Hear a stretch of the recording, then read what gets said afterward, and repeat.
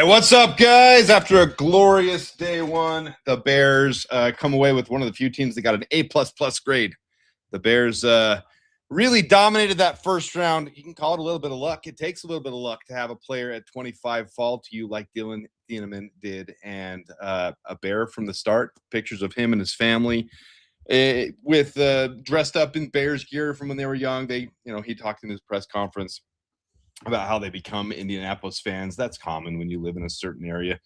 But obviously, they're going to be diehard Bears fans now. Their boy is drafted to the Chicago Bears. So I'm probably more excited for tonight than I was last night, which is hard to do. But the Bears hold picks number 57, number 60, and number 89 in the draft. So we'll have that ticking across the bottom there. What will the Bears do? I have no freaking clue. I don't think anybody has any freaking clue. They're going to have to wait and watch to see how the board falls tonight to have a clue. I mean, there's so many things that can happen. There's so many good options on the board. So many players that, a lot of Bears media, a lot of Bears analysts saw going in the first round. Zion Young, Gabe Jacas, Caden McDonald, Kristen Miller. I mean, there's so many guys that could fall to the Bears at 57. Do they stand pat, hold firm, and wait for pick 57, or do they use a little bit of that trade capital and move up? This is a hard one for me. I'm in favor right now of the move up because I think if you miss out on Caden McDonald and Kristen Miller, Lee Hunter's right there in that same range, but if you miss out on those three, the next tier down, you're getting into Jervon Dexter, Zach Pickens range where you got to hope this guy develops. They're not really, high shot guys. Whereas Kristen Miller, Peter Woods, who's already gone. He's the one that is gone. Caden McDonald and Lee Hunter, those guys, those are your more surefire bets to me. And this is the biggest need. And I'll go through the little, chart that I create of the depth chart for the Bears. That's the biggest need right now for the Bears is the defensive line. And you can say both defensive tackle and defensive end, but the defensive tackle needs to get fixed first.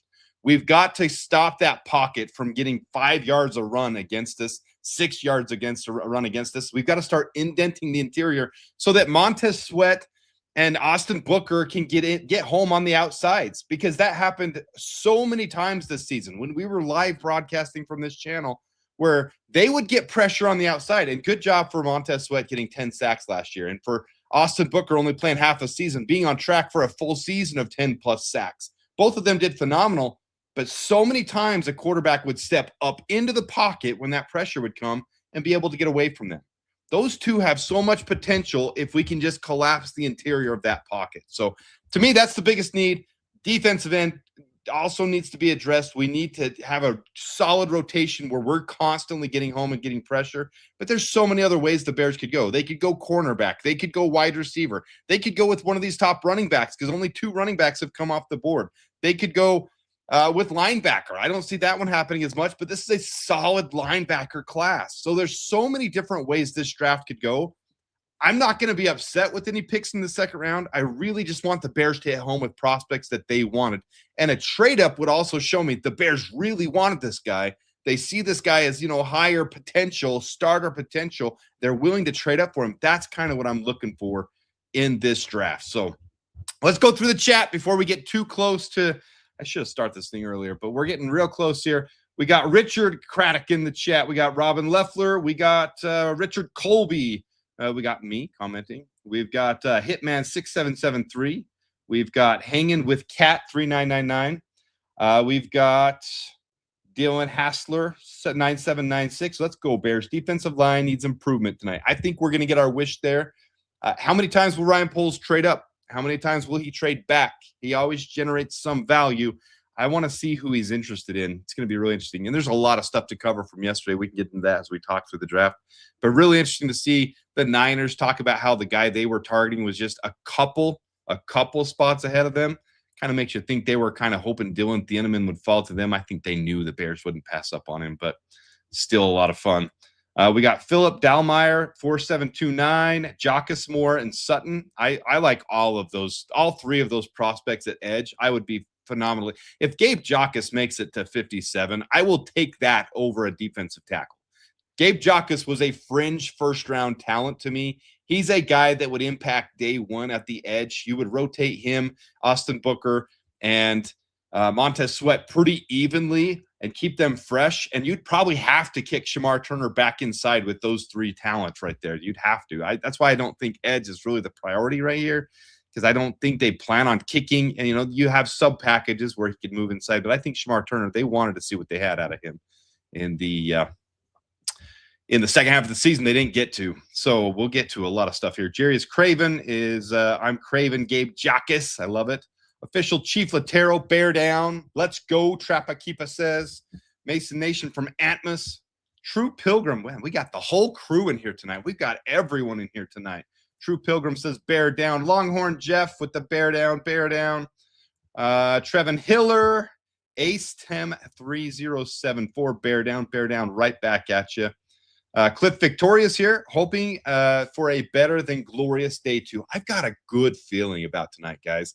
I really do. I feel, they go away from day one, and that's the one advantage the Niners had in trading out of the first round.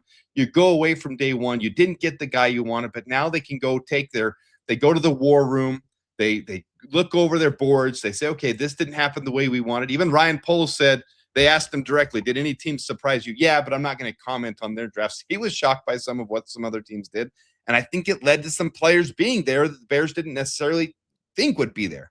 So last night was full of a lot of phone calls, a lot of feeling other teams out, a lot of in the war room, putting the big board together, reanalyzing it. Hey, how do we feel now? Now safety's off the board.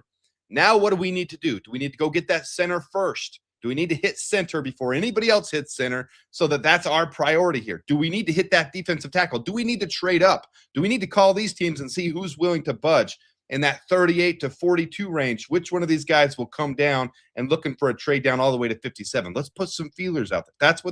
That's what happens between day 1 and 2 of the draft. So I'm excited to see what Ryan Poles is cooking up. I combined cooking up and Poles there with Coles. All right, let's get back to it. We got Bears fan 2005, Adam Mason, JK, longtime sub here. We got so many things so many things in the chat. I wish I could hit everything. I understand fans want the Bears to address this position, that position, let the Bears do what they need to do and support the picks they make to improve the team without question. I get it. I totally get that, and I agree with it. Some things won't feel like natural fits. Luckily, since Ryan Poles has taken over, I'm wearing the Darnell Wright jersey tonight because that was the first pick that Ryan Poles made. You look at that one pick alone, a lot of fans were upset by that one because we could have had Jalen Carter. All right. I say Jalen Carter. I should have said the murderer in parentheses. I'm Raz, and I'm sorry if that offends anybody. But they went ahead and traded back and got Darnell Wright, who ends up being a Pro Bowl offensive tackle, who's going to be the mainstay. They're working on an extension now, they've announced. So I let Ryan Poles cook. That's good advice.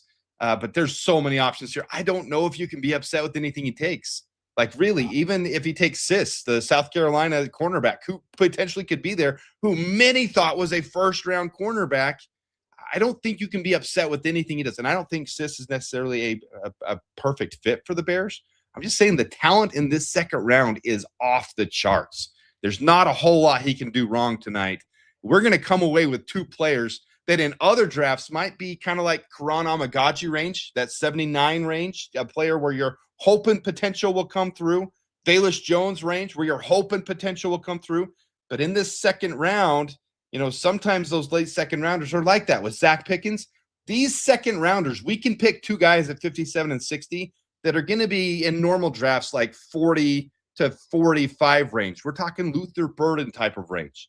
So there's high potential with where we're picking at 57 and 60. I'm extremely stoked for that. And if we can somehow wait till 89 to get that center and develop whatever center we get, we just got this. This draft could be one of the best drafts that Ryan Poles has ever put together. All right, Johnny Miller is in the chat. We got the chat growing and growing. We're just breaking 200 now. If you haven't hit the like button, we had a lot of fun last night. We're going to bring up PFF. It does a little quicker than your TV. So if you don't want it to be spoiled for you, that's not the job that we're doing here. We're trying to find out information as soon as possible, react, be excited, look up, understand, give analysis on it. That's what we're trying to do here. So if you don't want it spoiled, delay your feed by about 30 seconds because the news from PFF comes faster than your TV will actually show it. So just the heads up, the warning as we get it out there. All right, everybody just jumped on over here from Barroom. So many shows tonight. I'm using double split screen. I like it, Cliff. I gotta, man, there's one thing. I posted something on Twitter earlier that I screen grabbed from Barroom. I love Aldo. I think Aldo Gandia is a great job. He does a great job for the Bears Twitter space. Very positive person. But man, the Greg Gabriel takes this year. I'm struggling to hold my composure. Most of you know I'm an emotional person. I get a little hot in the collar sometimes. His takes about the defensive tackle position could not be farther from the truth. Like I think I'm narrowing down that he's the one that's spreading the false information about what a Dennis Allen defense is. I'll hit this one more time, and I'm going to hit it quick. If you want to go check out my Twitter and look what I posted about the defensive tackle position, Dennis Allen does not give a flying flip if his guy is 299 pounds or 330 pounds. He cares if the guy can do his job, generate pressure, but more importantly, keep his linebackers clean. If you've studied football at all, you understand what Dennis Allen has done with the Saints and now he's trying to do with the Bears is he's trying to keep those linebackers clean. When they talk about fast, quick speed, we're talking about the secondary and the linebackers. We're talking about the edges. We're also talking about the get off of the defensive interior doing their job, creating a pocket, creating a dent in the pocket. It's hard to show that. Creating a dent. We'll pretend this is the pocket. We're creating a dent into the pocket. But also freeing, when you don't do your job as the defensive tackle, that guard, that tackle, they can get out in space to the linebackers and seal them off. If the defensive tackle does their job and holds clean, has gap integrity more than anything, creates that dent in the pocket, that frees those fast linebackers to come up into those holes and stop it for a half-yard gain instead of a 5-yard gain like we had last year. Andrew Billings, just because he was big doesn't mean the Bears don't want a big guy. Andrew Billings was out of shape. Andrew Billings couldn't move. Andrew Billings wasn't quick. He was not the right big guy for the Bears. The Bears need a big guy who's quick and explosive. All three guys today are quick and explosive at the top of the draft. Now, I don't think Dominic Orange is quite quick and explosive enough. I think Darrell Jackson Jr. from Florida State later on, if we don't get – he's quick, but he's very developmental. He's a project.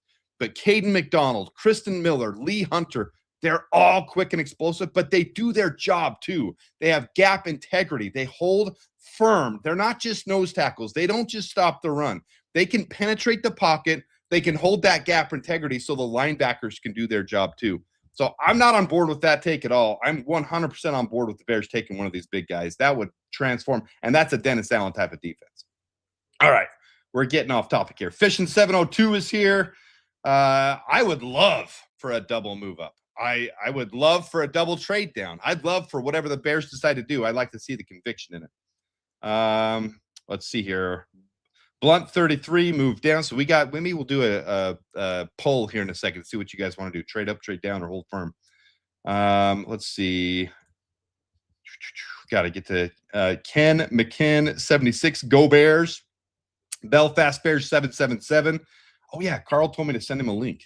Thanks, Owen Savoy 8674. Carl might join us here in just a little bit. I'll send him a link once we get through the chat and I get through a little bit of this. I didn't even send Carl a link. Who has it better than us, though?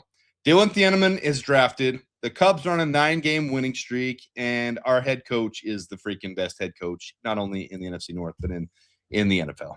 So Christian Grant 4326 is in the chat. Okay, so I said some things on Twitter more in joking than anything. With Simpson going so early, do you think Bajan is more attractive? What do you think he's worth? Sure, I think some teams could reach out and try to put some feelers out there. I don't think that I think there's other players that teams could try to get, with more experience than Tyson Bagent. I think the Bears would be smart to move him if they could get a third rounder for him. I don't think that's realistically going to happen tonight. It's just I had some fun with a mock draft on there where I traded Tyson Bagent for 65, which is Arizona's third round pick. It's all just in fun last night. I don't think that's going to happen. I would do it in a heartbeat in this draft. Take pick number 65. That would be phenomenal. I don't see that happen.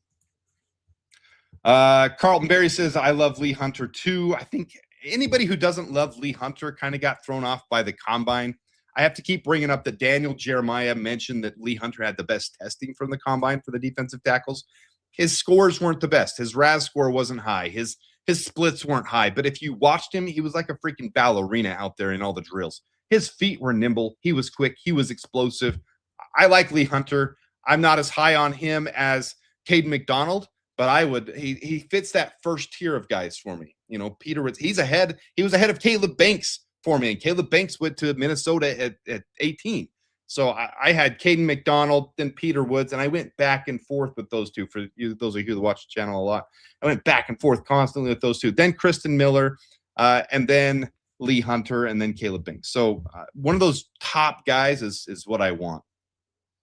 Defensive tackle edge. We got a lot of people sharing what they want. All right, we got Jack Kreisfy. Sorry if I got that wrong. I do apologize. Bear down. Alan Eckerd. Let's get ready to rumble. What do y'all think of the defensive? Let's get into the actual roster here. Okay, so I'm sorry if I missed anybody else. We got ACA Tim 3074 Antmus, bear down. TJ Parker would be phenomenal. I can't believe TJ Parker didn't get picked in the first round as well. It's going to be fun to watch what some other teams draft today too. All right, the draft is starting. We got to hurry and get to this. Steve Rogers in the chat. If I missed anybody, I sincerely apologize. Sincerely. There's so much chat going on, and I love it. Let's hurry and get to this, though. Jump over here. This is from yesterday. Let's jump to the actual roster. No, not that stuff. That's the stuff I did for the video. Here's the roster. All right, so come on. Dylan Thieneman. Behave. All right, so there's your quarterback room. We're going to have 4 before 90-man camp starts. We got Caleb Williams, Tyson Bagent, Case Keenum. We'll add one more. I'm guessing undrafted free agent at this range right here. Running back, anything could happen at running back for us. We move forward to the offensive line. Come on. It's a video file, so it's going a little bit slower. All right, the offensive line, I don't really see us hitting anything other than center. I won't be shocked if we take a left tackle in the maybe 3rd, 4th round range. There's some really good ones there with J.C. Davis and Austin Barber that fit the Bears' running scheme style. So I won't be shocked with that. Excuse me. They're opening the draft right now. We're going to get through this real quick. This was supposed to, I should have started earlier. Here's the wide receiver room. I do expect the Bears to pick a wide receiver at some point. They did have the top 30 visit with Deshaun Stribling from Mississippi at tight end. We need a blocking tight end, so I would see that being more in the 7th round, the undrafted free agent range, because you could still have Nikola Kalinick, Steven Carlson. One of those guys could just be that 3rd tight end. We got a solid 2. And then here's your defensive line group. I would expect us to draft one of each defensive tackle and defensive end in this draft. If we don't, Neville Gallimore was a quality pickup. He's better than what we had. It was an improvement. Kentavious Street and James Lynch, I think they're competing for a roster spot. I'm not super high on either one, but better than Chris Williams last year, so I'm okay with it.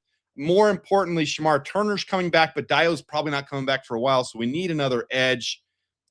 How high of a prospect that's going to be? Do we take someone in the 4th round like Mikael Kamara? Do we take someone like Caden Curry? Or do we take someone this round like Gabe Jacques or TJ Parker, like a real impact guy that's going to rotate heavy with Austin Booker and Montez Sweat day 1? We will see. Oh, I thought they were showing. They're showing the Niners because the Niners are first on the clock right now for day 3. We're going to finish getting through this real quick. I apologize. I should have done this earlier. There's the linebacker room. I don't see a ton happening here, but if they draft someone, I also won't be shocked. And then, because it's a very solid linebacker draft. And then here's your secondary that looks, I mean, this secondary is loaded now. You got Dylan Thieneman, Kobe Bryant, Jalen Johnson, Tyreek Stevenson, Kyler Gordon, Zay Frazier, Cam Lewis, Terrell Smith. I mean, this is really a stacked secondary. I'm really excited about it. So let's get to this right here. Let's do the spoilers. All right, so this is what we do on this channel. We got PFF up. I'm going to invite Carl because I forgot to. I apologize, Carl, if you're watching. If you're not watching, then boo on you. Chat. All right. Send the link. All right. I sent it to him. I'll send him here a text here in a second. All right, so we pull up the draft tracker. All right, let's look at who's on there right now real quick. We got Jermon McCoy. Injury obviously was an impactful decision for several teams. Teams did not see him being that first-round grade that he really graded out. But let's look at his season before last year. Didn't play at all last season. But 2024, phenomenal season. 4 interceptions, really graded out well on everything, but didn't play last season because of the injury. That happens often with guys. CJ Allen, solid linebacker. Emmanuel McNeil-Warren, I wasn't as high on as a fit for the Bear. Looks like that's not going to happen anyways now. Avion Terrell, solid. Cassius Howell, I'm not as high on, but PFF is. Caden McDonald, my highest ranked player on the board still right now with TJ Parker. Those two, 1 and 2 for me. Colton Hood, a solid cornerback. You've got Kristen Miller, Lee Hunter, Zion Young, Brandon Siss, D'Angelo Pons, a little bit smaller. I wouldn't see us necessarily going that direction, but Jacob Rodriguez, a lot of Bears fans love Jacob Rodriguez. R. Mason Thomas, I'm not as huge a fan of, mostly because he was supposed to be this electric, fast, quick guy. It showed up at the combine and wasn't that electric, fast, quick guy. So the combine kind of affected me more than it should have with R. Mason Thomas. Gabe Jacques, I'm very high on. Keontae Scott, I was high on before we picked Dylan Thieneman. I doubt we go that direction now. Jake Galday, Skylar Bell, Traden Stukes, Bryce Lance, Joshua Josephs, Derek Moore. I mean, there's look at all these guys that I'm listing off. None of them would be bad picks for the Bears. None of them. Danny Dennis Sutton, I think, is a phenomenal pick for the Bears at, this range right here. Grayson Halton, more of a pure 3-tech. We need someone that can both stuff defenders, hold up double teams. I don't know if that's Grayson Halton, but he does have some fun tape for him as a 3-tech. I like Mike Washington as my favorite running back in this class that's left. Not a big fan of Dom Orange. Zachariah Branch would bleed. I mean, there's so many good options here. So there's a lot of fun to be had for the Bears in today's draft. We're going to come away with some quality players. All right, let me text Carl real quick.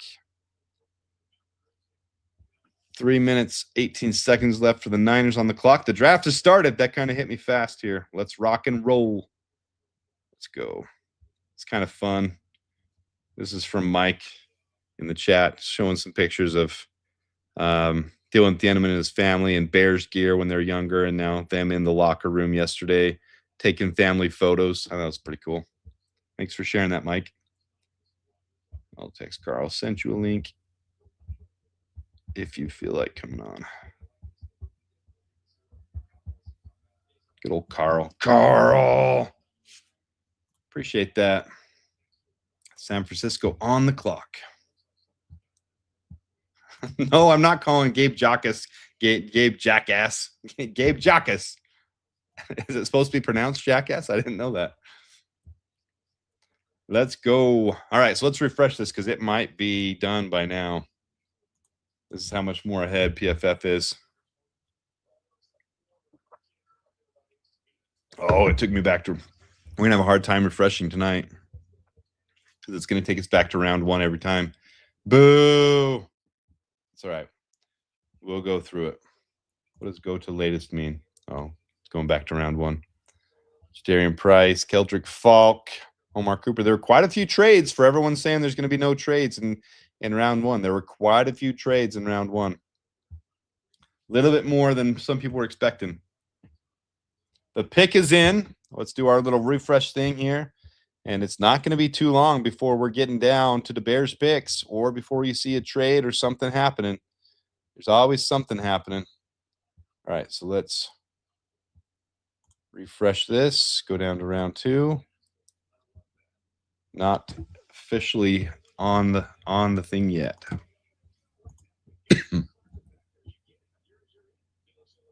That's the advantage of San Francisco tonight, though. They pick first after going back to their war room and checking it all out. So PFSN isn't as quick, Blunt. It's not as quick. It doesn't have it updated as quickly.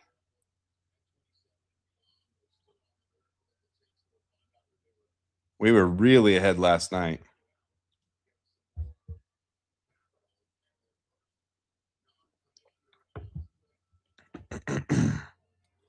Ooh, that's an interesting trade right there because I don't want to fall that far down from 60. I'd almost rather give up 57 and 89. I'd rather give up a full pick then and trade back with one to be able to come up. So that's an interesting take. I do like coming up. I think you need to come up above 45 because the real detriment here is going to be, let me go over to the table. It's going to be number 40. Oh, 48 is really the big detriment, but 45, they could go defensive interior. You could have the Bengals going defensive interior. You could have the Houston's probably the first real big threat. Houston and Buffalo, but didn't the Bills take? Who did the Bills take the first round? They traded out of the first round. Yeah, so the Bills could take Caden McDonald, and Houston should take defensive interior. It's their biggest need. Let's refresh this thing.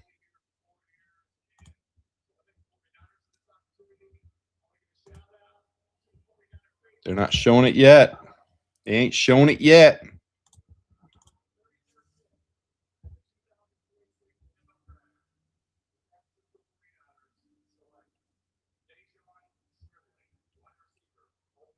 Whoa! See, this just goes to show you guys, Deshaun Stribling is picked as the first pick in the second round. This just goes to show you your mock draft simulators, your big boards, they don't know jack. The Niners like Deshaun Stribling. The Bears brought Deshaun Stribling in. This is a guy we thought we could potentially get at 60 and maybe even possibly at 89. Most your big boards had him somewhere in the late third to early fourth.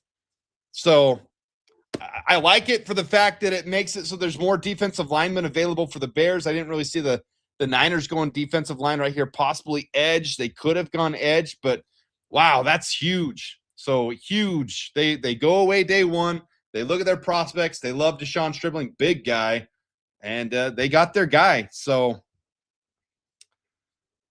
would really like to see us trade up for McDonald or Miller. I'm on the same page there, Chuck Henry. I'm okay with that, but I think the Bears would like to see how this falls a little bit. Let's update this thing. I wish this would update in real time. We have to refresh it. I think the Bears want to see how some of this falls right here. What the Bills are going to do next. What the Texans do. What the Bengals do. And if you have the Bills and the Texans both take defensive interior, maybe it's not worth trading up here above to get Lee Hunter. Maybe they'll see if he falls, and a lot of these edges will fall that you want to pick an edge. Because I think Ryan Poles showed yesterday they were very interested in Caden McDonald. Whether you think that or not, whether you agree or disagree, they clearly were interested in him. Met with him at the 15, him and Keontae Scott. And I would think they were interested in Keontae Scott because they didn't think that Dylan Thieneman was going to be available. So those were the two players they brought in for top 30 visits and 15-minute formal interviews at the Combine. So Caden McDonald, obviously still there, but they didn't think Dylan Thieneman would be there. He's higher on their board. Best player available. Dylan Thieneman fell. They took him.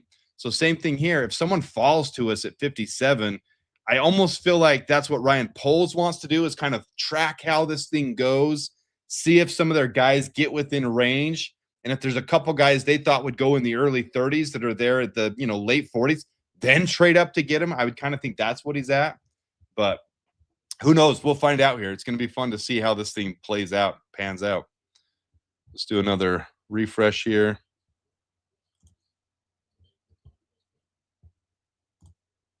All right, looks like the Cardinals are taking the guard, Chase Besantis. So they're announcing James Conner's up there. He's announcing that right now. So the Bills are on the clock, and I do think this is a huge candidate to take Caden McDonald right here. So Chase Besantis off the board. Some people thought the Niners were going to take Chase Besantis. Yeah. Levante, that's great. Thank you, San Fran, for effing up the draft. F5 is the keystroke to refresh. Let's see this thing. F5. Got to do function F5. Oh, look at that. But it goes to round one. Chase Besantis. All right, that will be helpful, though. Look at you guys teaching me stuff. I'm not your tech guy. Bills are on the clock, and I would wager money that this is going to be Caden McDonald. I'd be shocked if it's not Caden McDonald. But there's a lot of guys there. They could go Emmanuel McNeil Warren. They could go CJ Allen if they feel like they. Same thing with the Bears if they were higher on their big board. So there's some of these guys here that who knows how these teams have them labeled right now. As you see on the list there, the Bears have, or I'm sorry, PFF has Caden McDonald as the 6th best prospect on the board, but the best defensive tackle overall on the board. Go to latest. Yeah, but I think that just takes me to the latest draft pick. Yeah. So go to latest is take me to the latest draft pack. Here, we'll refresh again. Go to latest. Oh, see, you guys are having me do things power mode. I like it. This Bills one's got me a little bit nervous. I don't know why anybody think we aren't going to take a defensive tackle. You wouldn't have spent as much time with the defensive tackles in this class if you weren't planning on taking one. It's the biggest need we have left. I still like big butts, and I cannot lie. You other brothers can't deny. When a giant tight end or a giant defensive tackle walks in, blocking guys all over the place. Anyways, I cannot come up with anything good. That only takes me to the latest draft pick. I got to refresh and then take it to the latest. It doesn't refresh on its own. Yeah, that's true, Steve Rogers. I forgot about that. If the Bills get McDonald this year, they stole Deion Walker last year from us. Please say it ain't so. Yeah, Miller's right there with Caden McDonald, just the next tier down. I mean, these 3 guys left are really my crushes on this draft. And if we can steal one of them in the second round here, oh, I will be in heaven. I didn't think it was possible to get Dylan Thieneman.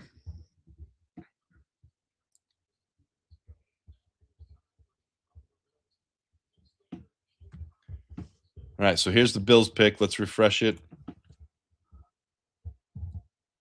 And now we'll go to latest. Still on the clock. We might get this one live when they do it.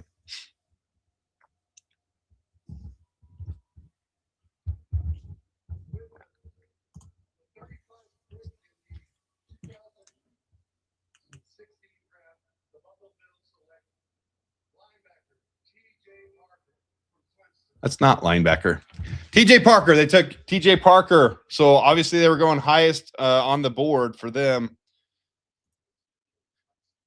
TJ Parker's one I would love to see it be a Bear too. So that one hurts slightly, but I'm still thinking that defensive tackle group will be right there. TJ Parker off the board. TJ Parker's a phenomenal pick. He would have been nice to see in burnt orange and navy blue for sure.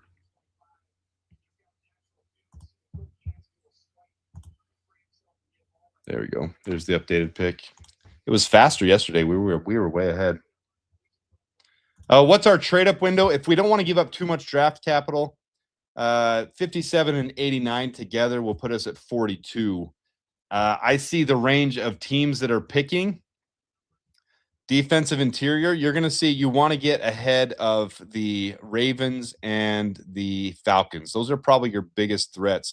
It doesn't show need of defensive interior, but it is a need for them. And then you got, the Colts will probably go linebacker first or defensive end. This is PFF's what they're saying their needs are. I don't necessarily agree with their needs. The Colts have a clear need at edge. So these 3 picks right here, and then that gets you in front of our division rivals too. And the Vikings already took their interior, so you wouldn't think they need one, but Panthers were a threat yesterday to get one. So that's kind of the range right there. Looks like the Texans just traded up. The Texans traded up with the Raiders. It doesn't say for what yet, but the Texans have traded up ahead. So they've gone up 2 spots and the pick is in. So we'll see what that is in just a minute. Let's refresh this.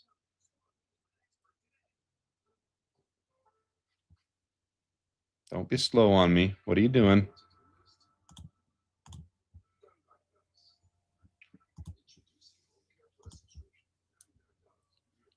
Oh, we got a little lagging problem here. There we go. Go to latest. All right, so the Texans pick is in, but we don't know what it is yet. Carl said he's not available right now, so we sent him in the invite. We're going to run it just like we did yesterday. No Carlito. Yeah, this is a range right here where you can see the Texans could have traded up for Caden McDonald very easily. That's their biggest need for the Texans. Their biggest need is defensive interior. This could very much be a Caden McDonald pick. If you go to PFSN and look at the Texans, it says their biggest need is defensive tackle. Texans have solid pieces in Tommy Togai and Sheldon Rankins, who was brought back on a 2-year deal. Tim Settle returned to Washington as a free agent. Add in that Togai is a free agent next offseason, along with Mario Edwards. Houston signed Logan Hall for agency. This could be a position to see them also address in the draft to add depth, and they have them targeting after yesterday Caden McDonald. So interesting. Interesting.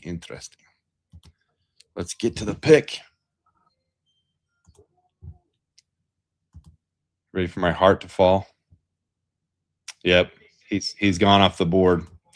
Caden McDonald goes to the Texans, guys. Texans traded up 2 spots to get Caden McDonald. That's what happened. There goes Caden McDonald. McDonald's off the board. TJ Parker off the board.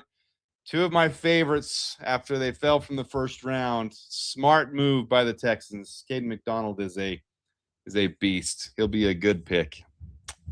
Shoot. All right, logging off. See you guys later. Just kidding. I'm excited.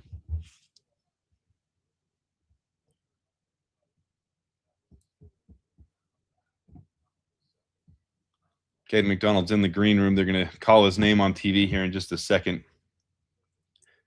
Dang, Texans. All right, so they swapped second picks, and they swapped a third for a fourth. The 26 range difference there. That's actually a good value for the Raiders to, let's see here, 91, 44 to 117.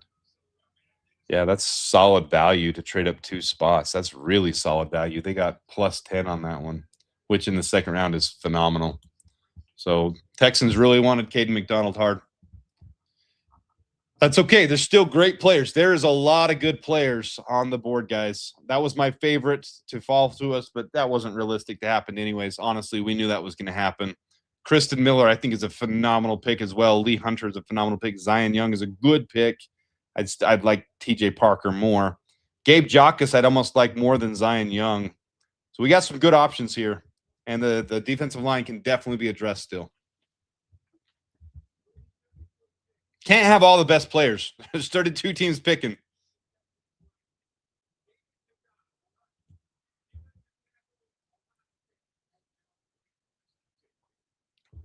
Caden McDonald's name just got called. He's a beast. He'll be fun to watch. But he not a bear, so see ya.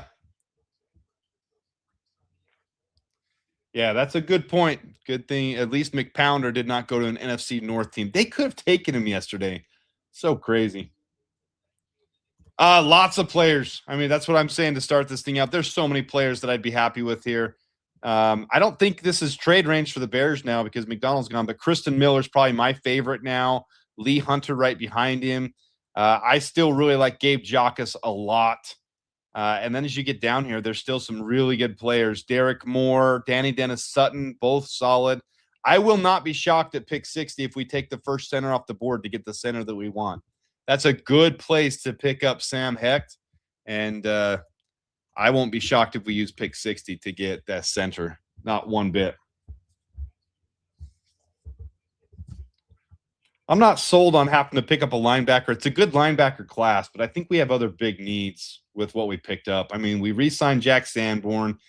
We brought back DeMarco Jackson, but Devin Bush's addition was huge, and we've got fast linebackers with that. So, yeah, I wouldn't think we want to trade up as much. If Kristen Miller's there in the 40s, late 40s, I'm still good giving up pick 129 to get up to like 48, 49 for him. Let's see, 129 is worth 19 points. That would be a jump up of to 115. That'd be a jump up to about 50, to about 49 or 50, which is Minnesota and Detroit. So probably not going to happen.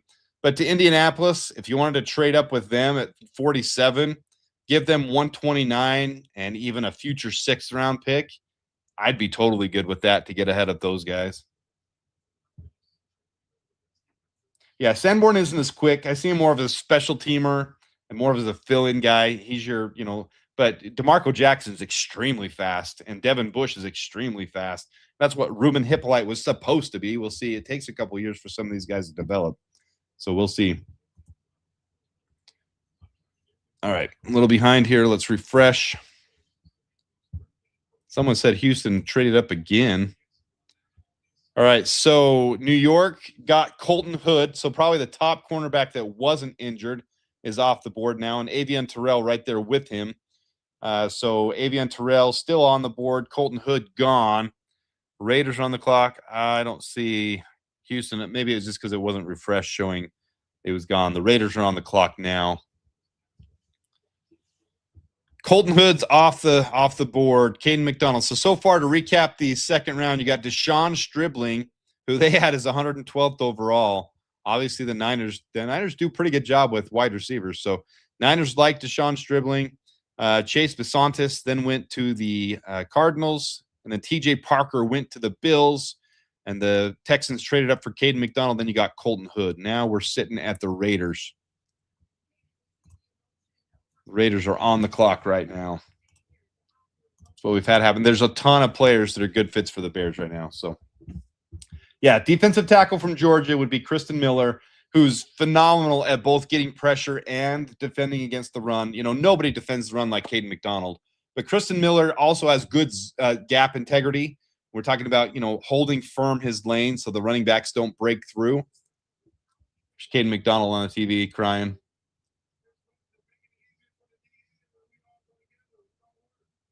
Emotional, man. He's emotional.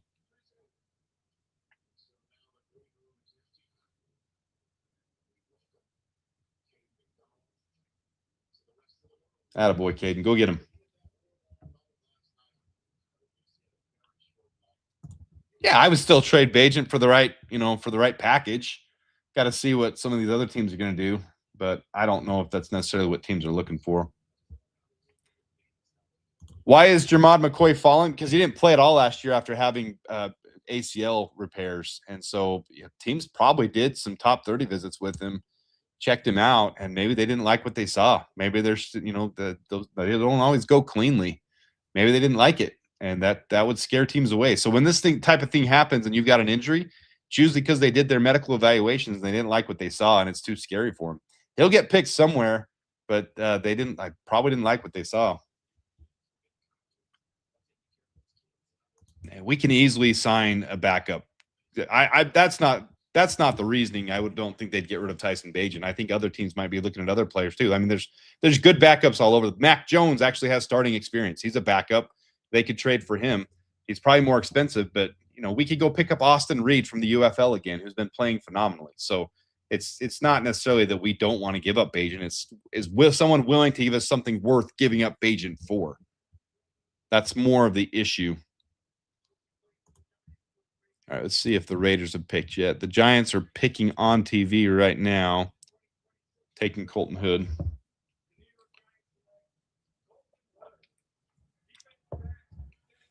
It's a solid pick for the Giants. Giants have had a good draft so far.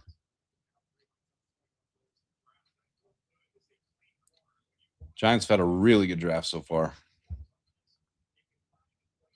All right, go to latest.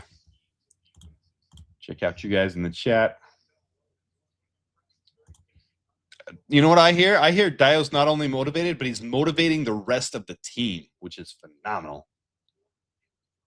Yeah, that would be quite the scenario, wouldn't it? After Austin Reed goes off for the UFL Renegades.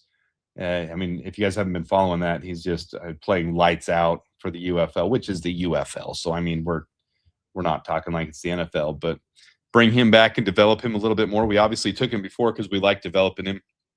Just didn't have enough roster spots when you needed to have the roster to, man, why is my brain spacing me right now? Case Keenum We needed Case Keenum to come back and basically be a player coach. So be interesting if that scenario played out. Yeah, the Giants are having one of the best drafts so far. Let's show that so you guys can see it. There's certain teams. The Giants so far: Arvell Reese, Francis Mwaga, who most considered the best offensive tackle, but he went second, and then Colton Hood. That's a pretty solid draft so far. The Jets are going to screw theirs up, but they took 3 first-rounders. David Bailey's my favorite player of the entire draft. Kenyon Sadiq, Omar Cooper, and now they're coming up at 44 as well. No third rounder. They traded that away.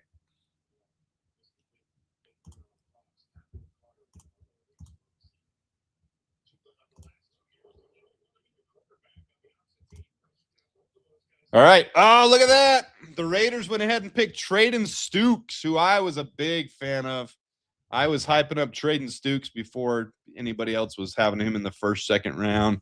When he was 5th rounder, I made my video on Traden Stukes, but good for him. Worked his way up the boards, and good pick for the Raiders. I think he'll be a fine player. I think he'll be phenomenal. I'm high on Traden Stukes. Big fan of that pick.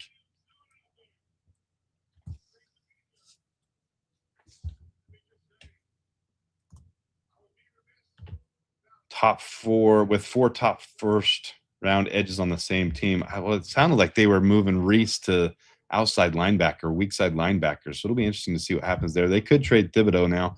No, I don't think the Bears will go after Thibodeau. Bears aren't in mode to spend big money this offseason. They've got some contracts that are coming due next year, and I think they'll target some big names in next offseason. After capitalizing on the draft 3 years, next year is that year where you go all in. You extend Caleb, and you still have money to go all in. I'll do a salary cap video about what next year will look like later. I did a salary cap video in my update this morning, just showing that basically the restructures were to sign this draft class and to make it so you had money to go through the season. You got to have $4 million to sign your practice squad players through the season. Each of them makes $250,000 throughout the year. Then you need a little buffer cap, and we don't have any. So you can still see another restructure just to get through the season. Raiders making a good pick as the Brady effect working there. It could be true, but I didn't see him in the war room yesterday. I'm a big fan of Traden Stukes. I like that one a lot.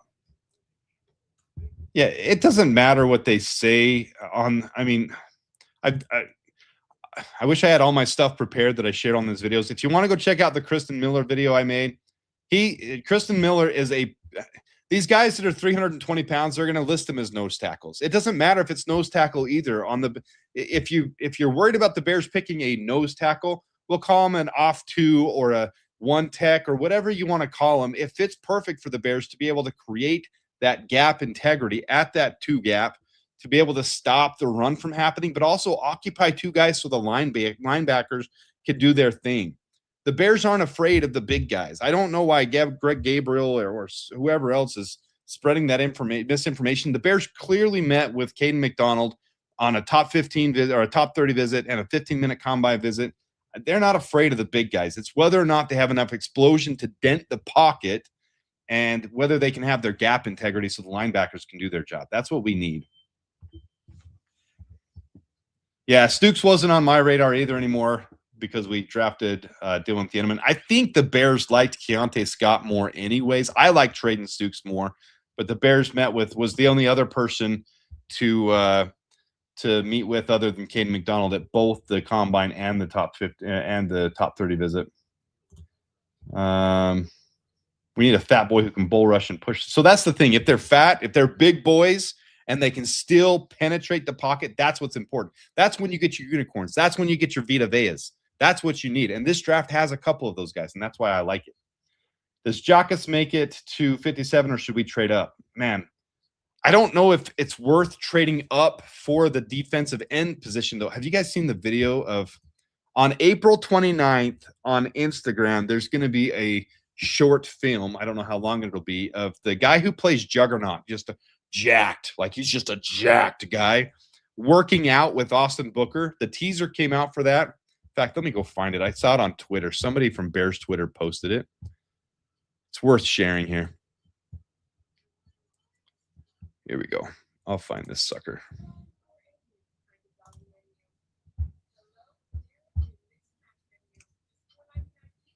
All right, let me stop that screen and share this screen. You guys will like this. This Austin Booker is, I mean, without defensive pressure in the middle, Austin Booker in very limited snaps was out snapping Montez Sweat when he came back. So the Bears think very highly of Austin Booker, and he was on pace for a full season to have over 10 sacks. Montez Sweat had over 10 sacks, and that's without defensive interior pressure. That's a big deal. Let's refresh this and see if we're behind. So those two guys are studs. All right, so the Browns have taken Denzel Boston. This is lining up to be good for the Bears. We're going to have a lot of defensive linemen available. You expected both TJ Parker and Caden McDonald to go off the board. That was expected. So let's go here. Let's stop screen this. And let me share Twitter for a second. I think there's no sound on this, but I think you guys will like this. So this is Coach Kat Rucco. That's Austin Booker. That's the guy who plays the Juggernaut, Hollywood actor, tallest bodybuilder at 6'7". Coach Kat Rucco, he's a bodybuilder coach, performance specialist. So apparently Austin Booker's been working out with them during the offseason, trying to add some mass, some pure muscle. And so this video is going to come out on April 29th, I think, of him training Austin Booker. So I'm all there for it. Like I'm stoked for it. I mean, just look at how jacked. I mean, it's bodybuilder body, but so they've been working with Austin Booker to just add some pure muscle mass to him, get him above 250. I think he said his goal was to be at 255, 260, which his build, that's exactly the same as Max Crosby. 6'5", 6'6", 255 pounds. And he has the same play style as Max Crosby, and he works out with Max Crosby in the offseason at the same training camp. So, I mean, he's taking it serious, and I love it. Motivated Dio Dangbo, motivated Austin Booker as well. Couple more seconds here. I don't know. It's kind of fun to check that out. Releasing on 4/29. So it's on YouTube, actually, not on Instagram. So that'll be kind of cool. I'll keep you guys updated as I see more about that. Let's share back here. Get back to our screen. I just saw that right before we came on here. I'm so stoked for Booker, guys. I'm beyond stoked. All right. The Chiefs go with R. Mason Thomas, who was not on my board as one of my favorites. I know Slamuel liked R. Mason Thomas, so I'm sorry that he's gone. This is good for the Bears, though. This leaves guys that we were really excited about. Let's see.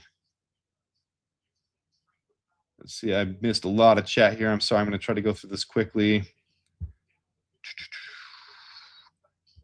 Chiefs have selected. Bears should offer swap. Let's go working out with bodybuilder. Yeah, it's just to gain muscle mass. I mean, it's not that he needs more flexibility. He needs to add the muscle mass. So I think he's trying to go from 245. I think he was closer to 250 to 255, 260. Zion Young, I would be good with at 57. I don't want to trade up for Zion Young. I think he's too inconsistent. He would be a good rotational guy. I'm really excited about a rotational guy like Zion Young. I would be very excited about that. Yeah, hit that like button if you guys don't mind. We're getting closer to the Bears picks. We're at 41 right now. The Bengals are a true threat for a defensive interior as well. Will not be shocked if they take Kristen Miller here. And if they do, I think that kind of limits the Bears trading up, and then they're just going to go best player available on the board. Let's refresh this thing. Go to latest. Cassius Howell. They went edge. The edge run has begun. The edge run has begun. R. Mason Thomas, Cassius Howell. The Saints could be in jeopardy of an edge. The Jets already took what was typically considered an edge. I would see the Ravens as an interior guy.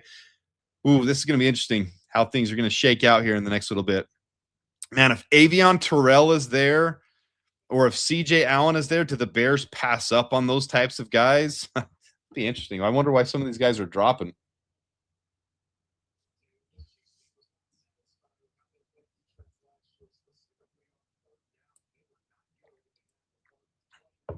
So R. Mason Thomas, that smaller frame, 241 pounds. He was supposed to be quick, but his 40-yard dash was 4.67. So, I was on the fence with him as a second-round prospect, but when he ran a 4.67 and his 10-yard split was even shorter, and he even got up on the podium and preached about being a quick guy.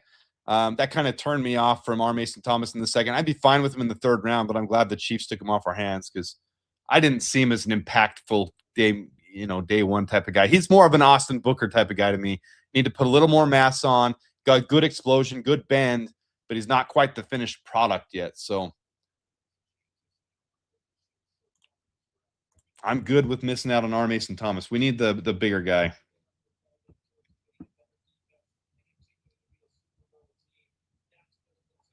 Let's see. Like I heard yesterday, just caress that like button gently.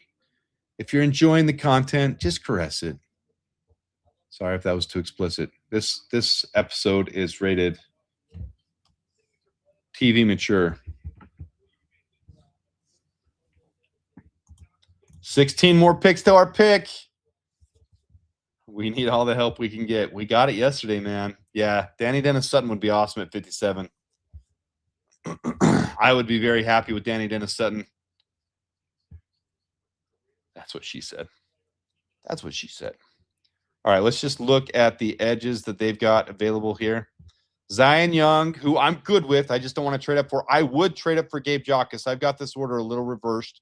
Joshua Joseph's good bend and flex as well. Kind of like R. Mason Thomas for me. Not quite the fit for the Bears, but he gets good pressure.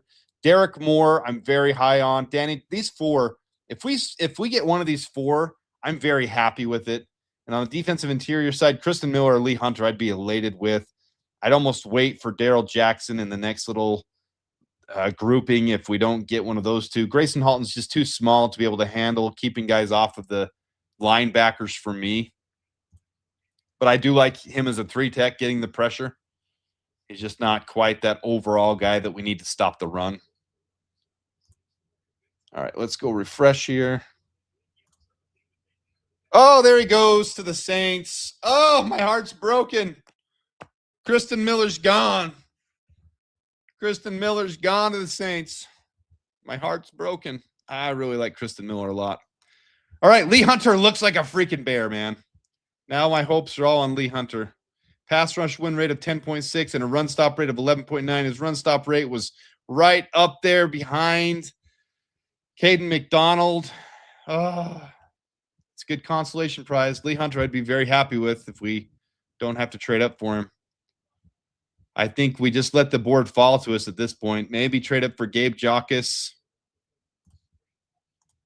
I think, but that's not really a prime need. When you got, like I said, when you got Montez Sweat and Austin Booker on the bookends with Shamar Turner behind him, you don't need to trade up for edge. You just let it fall to you because there's so many guys there. Derek Moore, Danny Dennis Sutton. I think at this point you hold pat. You kind of held on here to see how things were going to fall into this range. As you get into 43, 44, 45, that's what I was saying. You see if it's worth it. If Kristen Miller, Caden McDonald haven't come off the board, but they have. They both come off the board. So now you just hold firm, in my opinion. This is where you just hold firm and you take best player available like last night. You let it fall to you.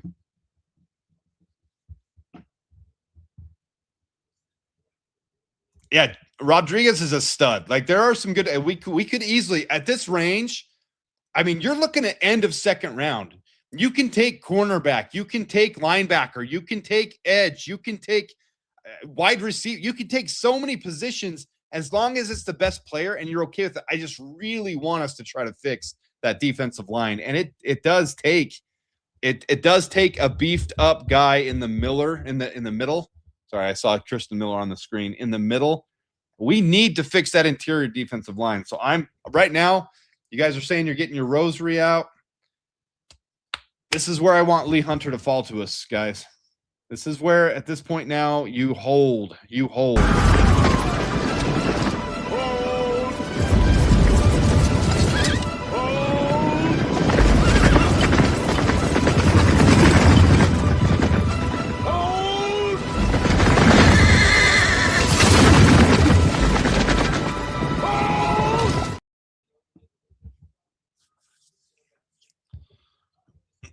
Yeah, you need some solid defense. I agree with you. I'm just saying it's not the biggest need to have to trade up for at this point because you got some solid start. And this is a deep class, as Ryan Poles talked about.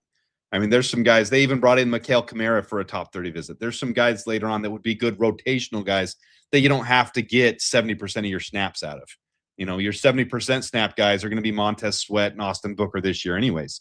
Your defensive interior, same thing. You rotate, but anybody you pick right now on defensive interior is probably starting, you know, right up there with 70% of snaps from day one.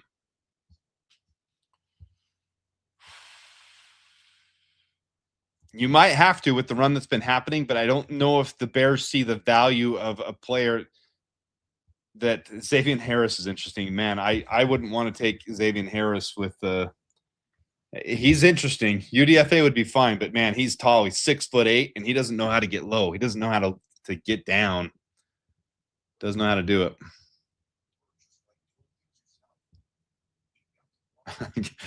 Jerry Craven says, got a text from Ryan Poles, and all I can say is, wow. All right, here we go. We're ready for it, Jerry. We're ready for it. Let's do the refresh. Miami's on the clock. Nothing yet. Man, that one hurt a little bit. Kristen Miller. Miller has a strong frame with good length and rare twitch for an interior defender. His quick first step and leverage make him a reliable run defender, and his processing ability adds to his projection, though he must continue to develop his anchor. Here's Lee Hunter. This is my last hope at defensive tackle. Then whoever we pick after that is kind of your developmental guy, not your guy that you expect huge things out of. Darrell Jackson Jr. is a lot of fun. Really stood out at the combine, but he's really a developmental guy. But he's got, I mean, great size. 6'5", 337 pounds, massive, powerful defensive tackle with imposing physical frame. I don't mind some of these other guys too. Dante Corleone. But nobody's in that top tier. Chris McClellan is a good guy, a good option. He's not going to be your day one starter either, but also good size, but just very raw. Cole Brevard is huge. Sky Gill Howard would be interesting to see how his injury, you know, healed from. I think he came back. Very good grades on everything, but a little bit. He doesn't have quite the anchor to be able to handle double teams as well. Interesting. We'll see what happens. See what happens as this thing develops. I think we're definitely in hold mode. Hold. Dolphins are still on the clock. Let's see what the Dolphins took yesterday. Caden Proctor and Chris Johnson. A wide receiver's definitely on the board. Who's there, though? Chris Bell. Let's see what else they want. They want cornerback. Could be an Avion Terrell one here. Hold. Oh, look at that, guys. There's the pick for the Dolphins. There's your Dolphins pick. Jacob Rodriguez, a Bears fan favorite, is a Miami Dolphin. So Jacob Rodriguez is off the board. Yeah, I don't – if anybody doesn't think Austin Booker is a priority for the Bears, you didn't pay attention at the end of last year. Austin Booker out-snapped Montez Sweat. The Bears gave preference to Austin Booker over Montez Sweat. So –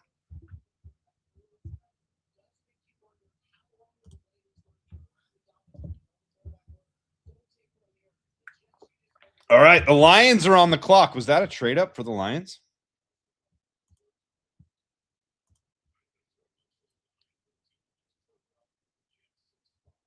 They did. They traded up 6 spots with the Jets. So the Jets will be falling back to 50. Who did the Lions fall in love with?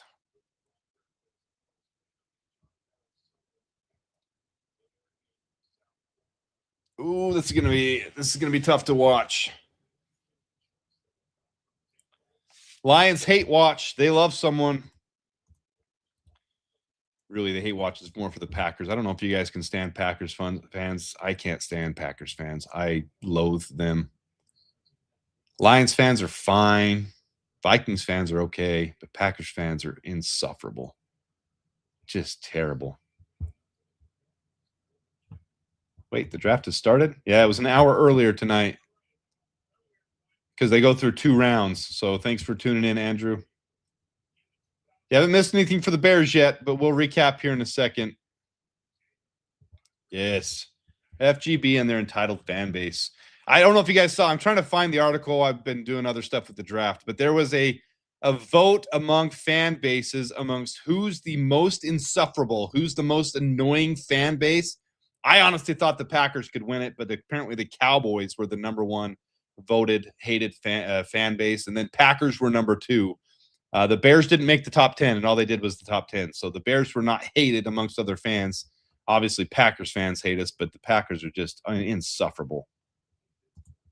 This is, if you followed me, Creighton, I said this all along. I did not think Emmanuel McNeil-Warren was worth a first-round pick. I did not think. I was very, on Twitter, I posted who I'd be upset with if the Bears took. It was Emmanuel McNeil-Warren.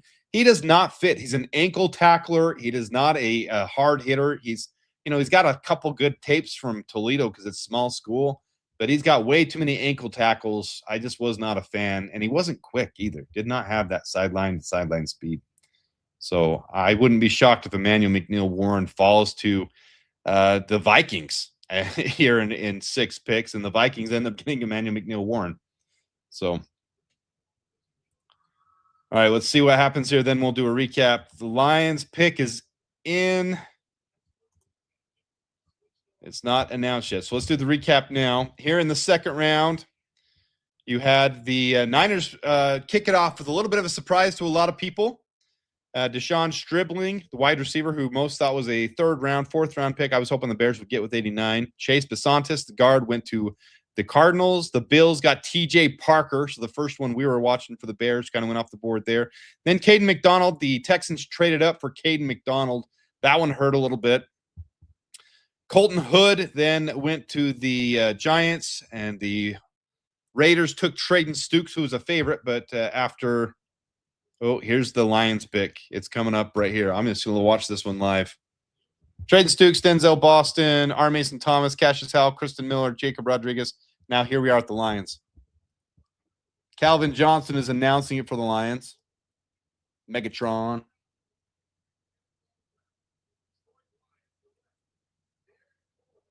Derek Moore from Michigan. That's a good pick. I like Derek Moore a lot. I can't hate that one at all. Lions got a good one. I like Derek Moore. That's okay. It's not my top priority. I'd rather have Gabe Jockus or Lee Hunter, but Derek Moore is one that I had on my list that I would have liked a lot. Good job, Lions. Screw you, but good job. Yeah, I'd rather have Gabe Jockus. I'd rather have Lee Hunter right here. I'd probably rather even have Zion Young. He's a little more inconsistent, but higher potential, I think. But another one off the board that the Bears could potentially take. This edge group is starting to come off the board, guys.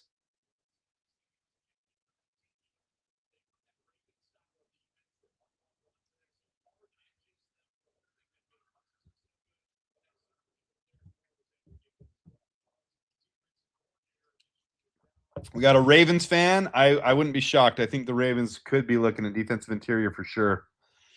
They got a couple needs here. I wouldn't think they take the run on centers right now. They got a big need at center now, but I wouldn't think they start it this early, but they could. This could be where this first center's taken if they fall in love with the center. How are we feeling about how the board is falling? I got mixed feelings. I kind of hoped Kristen Miller would make it to this point. I thought he would be taken by the Ravens or the Falcons, and the Bears could trade up ahead of the Falcons if he made it past the Ravens. There's still a lot of good players. Zion Young, Gabe Jockus, Lee Hunter. So we've still got a lot of good players available right here that feel good for the Bears. I don't hate it. There's you don't have to reach. That's a good point right here. You don't have to reach for a player at this point. There's still a lot of good players that are right in that same range. So I like that the Bears are being, Danny Dennis Sutton. I like him a lot. Yep, I'm not trying to leave him out. Keep away from Xavier Harris. This is one that I'm out on. This is my Emmanuel McNeil-Warren. No Xavier Harris for me unless you're getting him way late. No, they don't still have 50. They just hadn't updated it yet. So let's refresh it. So they're at 50. You see the swap. So now the Jets have 50. They got 50 and they got 128. So right before us. So the Lions were right before us in the 4th round. Now the Jets are right before us. That's what the swap was. So 44, they traded 44 for 50 and 128.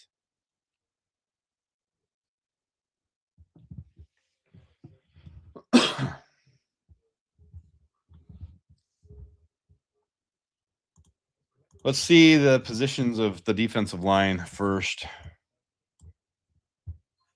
So here's your edges. Zion Young, Gabe Jacas, Danny Dennis Sutton. I think all 3 of those guys are good fits for the Bears. All 3 of those. I wouldn't hate Joshua Josephs. I just feel like he's not quite the right fit for the Bears. Mikael Kamara is one that we brought in for a top 30 visit. Mason Reiger, I like a lot. Caden Curry, I like a lot. Even some of these guys I like. I would be fun to see develop. Nadeem Tucker, Max Lewin. There's some good options here.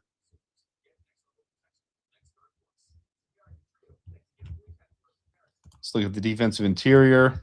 Lee Hunter's my favorite left. I would kind of prefer a more developmental, high ceiling guy. After that, I'm not all in on Grayson Halton. I know he's a 3 tech. I don't think he's a game changer you have to draft right now. 290 pounds, a little bit smaller.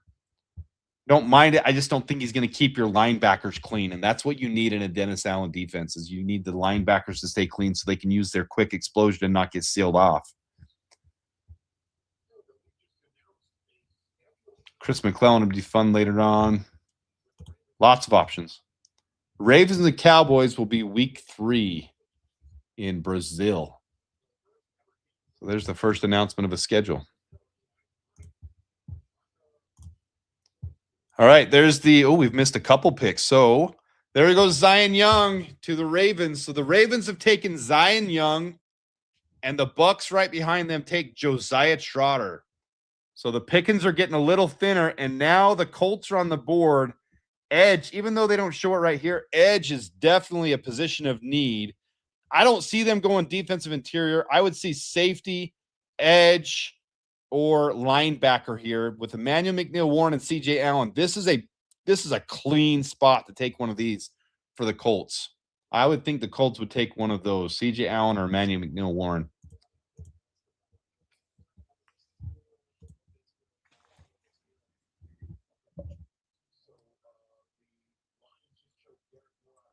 We're not cooked for round 2. There's some really good options still here.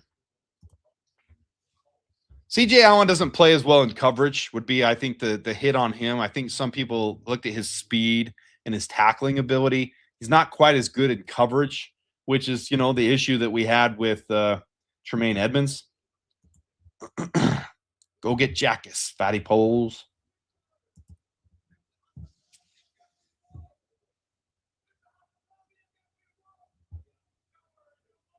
Mark Ingram is announcing for the Ravens. I'm not upset about Zion Young being gone. I'll be more upset when Gabe Jacas goes off the board. But Danny Dennis Sutton, I think, is right up there with Gabe Jacas. I don't think anybody should be upset about Danny Dennis Sutton. This is who I kind of planned at this range the entire time. This is kind of where I'm more worried is if we can get Lee Hunter. I really hope he's still available. Now let's see if the Colts have picked. Colts are still on the clock.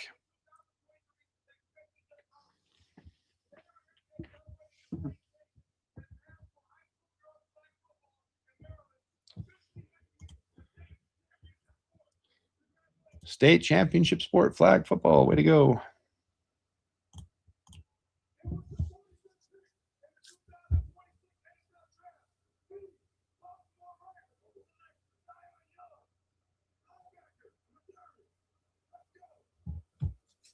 Zion Young's not even reacting.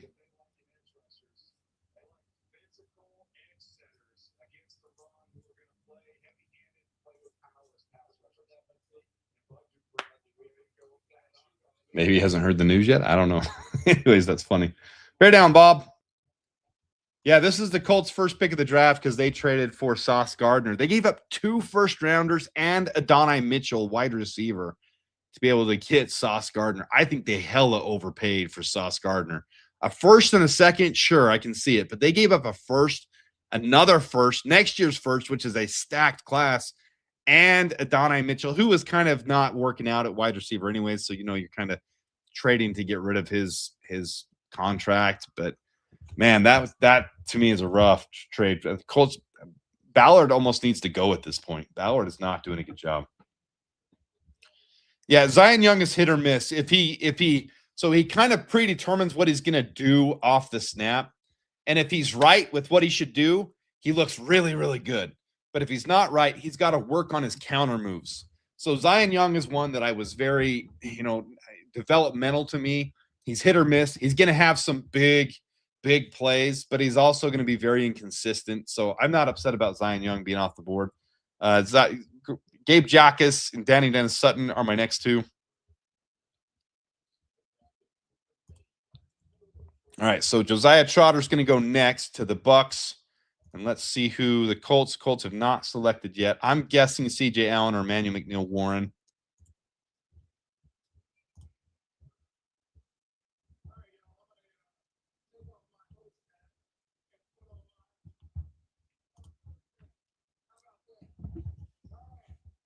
My buddy's a big Colts fan.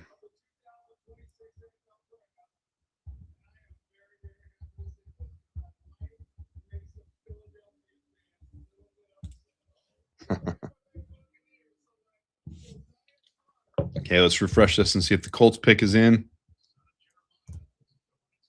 Colts have not taken their pick yet.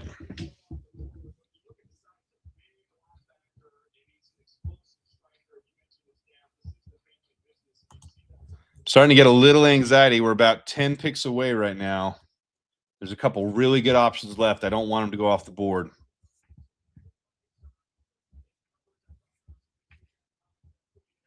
Hunter did make it past Baltimore. I'm not an Overton fan at all. I'm not. He was a first round grade by everybody when this offseason started. When I watched his tape, he does not flash at all. He looks like the definition of mid defensive end. He looks like a guy that's going to get washed out in a couple years. Colts traded to the Steelers. That's what we're hearing here. So Steelers trade up from 53. Let's refresh it and see if we get it. Yep. Colts traded with the Steelers. They needed some extra draft picks. They were low on draft picks. I'm not shocked by that one. I thought they'd take one of these ones right here, but maybe they wanted Josiah Trotter.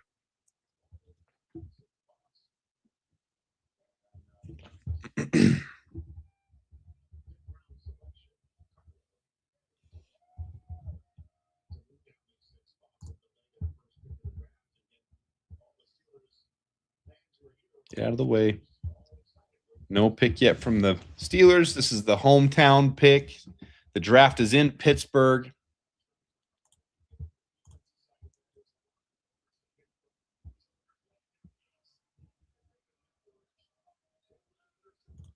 If that's going to happen, you don't draft the Toledo safety. Emmanuel McNeil Warren doesn't work to run around like that. You take Keontae Scott, who's still on the board.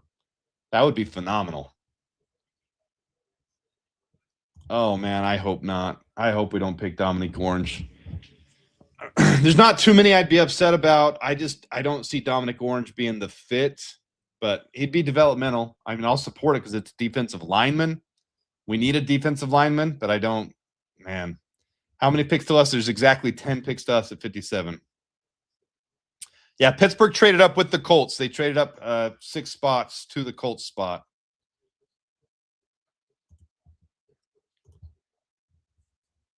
Avion Terrell, I kind of thought would be off the board by now too. Yeah.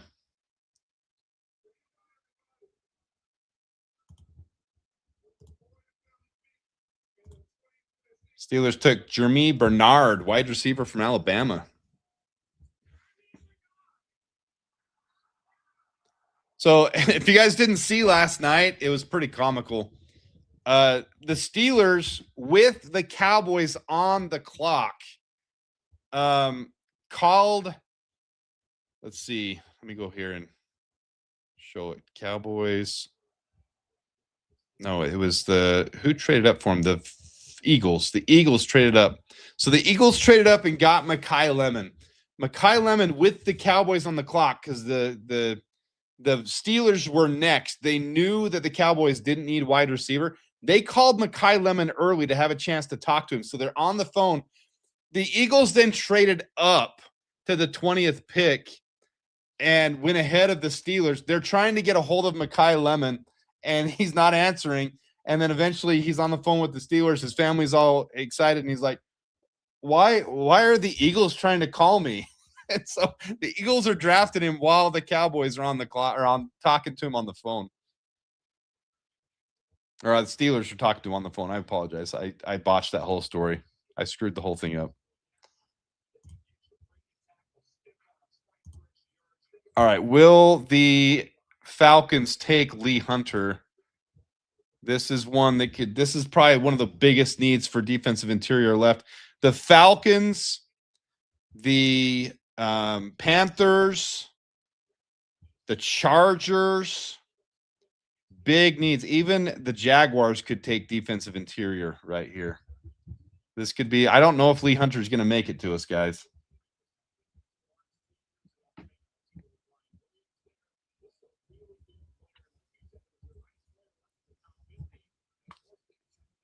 I won't be shocked if we take the first center at 60 anyways. So probably the best defensive lineman available. You could also see something like Avion Terrell come off the board to the Bears. I don't know if they were planning on him. I don't know why Avion Terrell would be falling, to be honest. I have no clue why that one's going down. Younger brother of Falcons cornerback. On the smaller side, maybe they don't like his size. But I mean, when you watch his tape, he's so Terrell's lack of length may limit him in zone-heavy schemes, but his elite football IQ and playmaking, these things give him starting potential across multiple systems. I don't know. I can see Brandon Siss happening for the Bears, though. Well, they don't have any of the information on him. That's interesting. D'Angelo Pond's also small. I'm kind of thinking Gabe Jockus might make it to us. That would make me excited. Danny Dennis Sutton as well. Either one of those is phenomenal. Either one of those is great.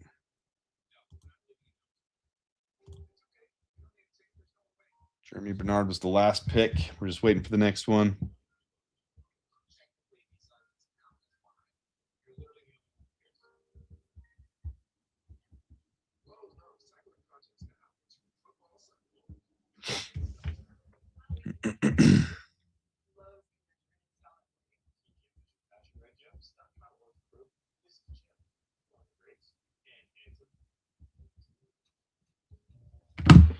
All right. Let's go quicker with these commercials. Let's go. Yeah, corner's looking more and more likely right here. This could happen. Yeah, it depends on how their metrics are at 5'11". It doesn't matter if they're 5'11", if they can hop, if they're quick, if they're explosive. Yeah, I wouldn't be shocked if we traded 60. You're waiting at 57 here. You're taking all this time to wait. You take the guy you want, trade back a little bit with 60. I wouldn't be shocked one bit.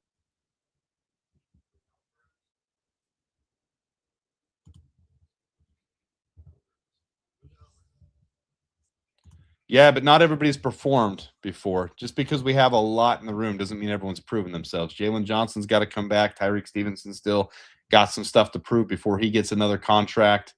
You could draft one and not have to have them be impact day one. Let's refresh it, though, because when there's these commercials, sometimes we have picks happen while the commercial's going down. All right, so there is the Falcons pick. They did not take interior. They got Avion Terrell. They took the cornerback that was kind of dropping. Did they get a steal? We'll find out.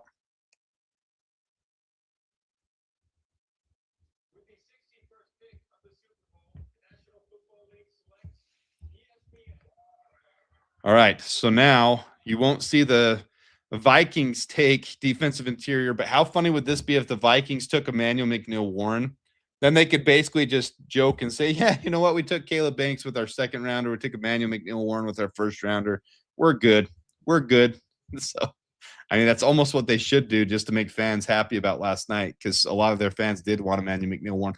All their fans wanted Dylan Thieneman. Every one of them. Their whole entire fan base was set on Dylan Thieneman. It was funny to watch the crash out.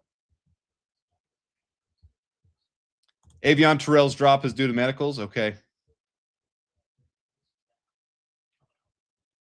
Yeah, I'm not a fan of Emmanuel McNeil-Warren. So if the Vikings take him, I'm not too upset. He's got some good length, though. He's just not fast. He's not going to keep up with our quick guys.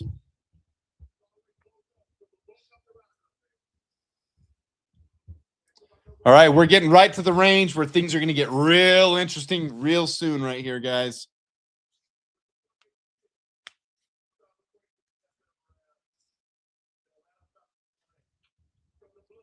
Oh, sorry. I moved it up. Atlanta's pick was Avian Terrell. I apologize. My fault. Let's see if the Vikings have picked. They have not picked yet. The Vikings, then the Jets, then the Panthers, then the Packers. I want the Packers to screw up this pick so bad. FGB.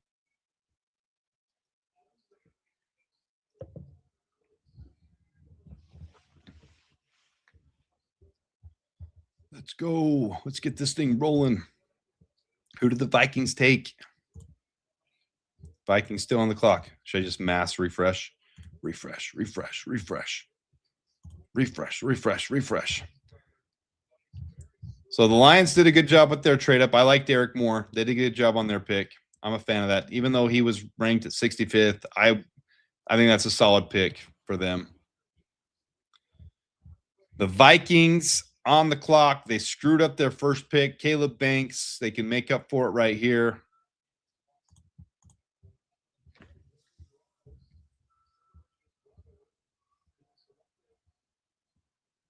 Yeah, that's the range you would get you to. 57 and 129 would get you to about 50 or 51 for sure.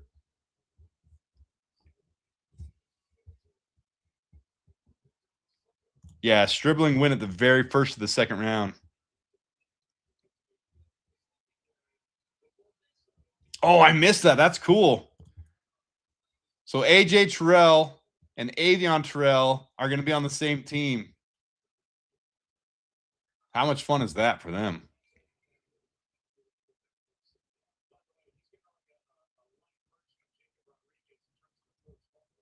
How cool is that? That is real cool, actually.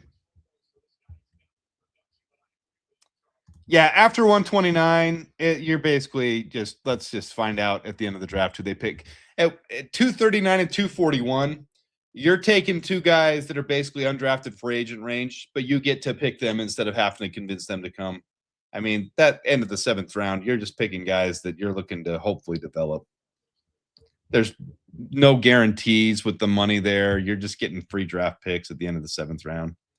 I can see Sam Heck at 60. I can also see a trade down and still picking up Sam Heck at 65, 68, getting a little trade down and still getting the first center off the board. Panthers traded up one spot. Panthers traded up one spot. Or where did they trade up from? That's interesting.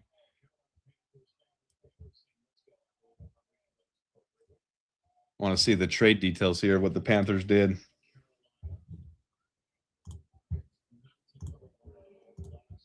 Let's see if there's an update on the trade compensation here. Panthers could definitely take Lee Hunter for sure.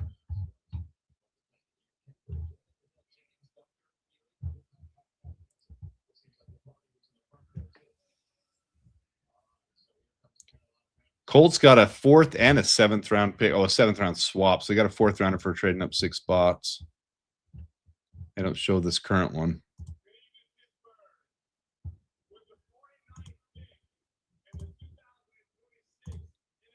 Lee Hunter's gone. Oh, Lee Hunter's off the board. We don't get one of my big 5 defensive tackles. We didn't fix the defensive line. All right, now you're gonna have to look for a specialist. You're gonna have to look for strictly a 3-tech or a nose tackle type, not some of these combo guys. I really don't like that we didn't get one of them. Yeah, I love that we got Dylan Thieneman. I don't love that we didn't get one of the main 5 guys. I don't love it. I don't love it one bit. Yeah. Adam, didn't you say Green Bay needs a place kicker with their next pick? Absolutely. Oh, fudge packer. All right. Lee Hunter's gone. I like Lee Hunter a lot.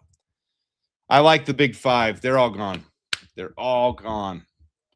So now you're looking at your edges because I'm not taking any of the defensive tackles right here in this range. I'm taking edge. Oh, that's frustrating. Gabe Jockus, Danny Dennis Sutton. These are your 2 right here that I would want. What a run. What a run they just went on, taking players away from the Bears that I really liked. That whole run right there. Look at that. Let's go back. You can see TJ Parker's where it started at 35. Caden McDonald, Traden Stukes. I wasn't expecting him anyways, but Kristen Miller, Jacob Rodriguez, Derek Moore, Zion Young, Lee Hunter. Oof. Oof. Kind of knew that's how it would go, but you kind of hoped it wouldn't. Can't get lucky with every single thing, though. Nah, this isn't going from an A to an F. I mean, you got pick 57. Teams are going to pick in front of you.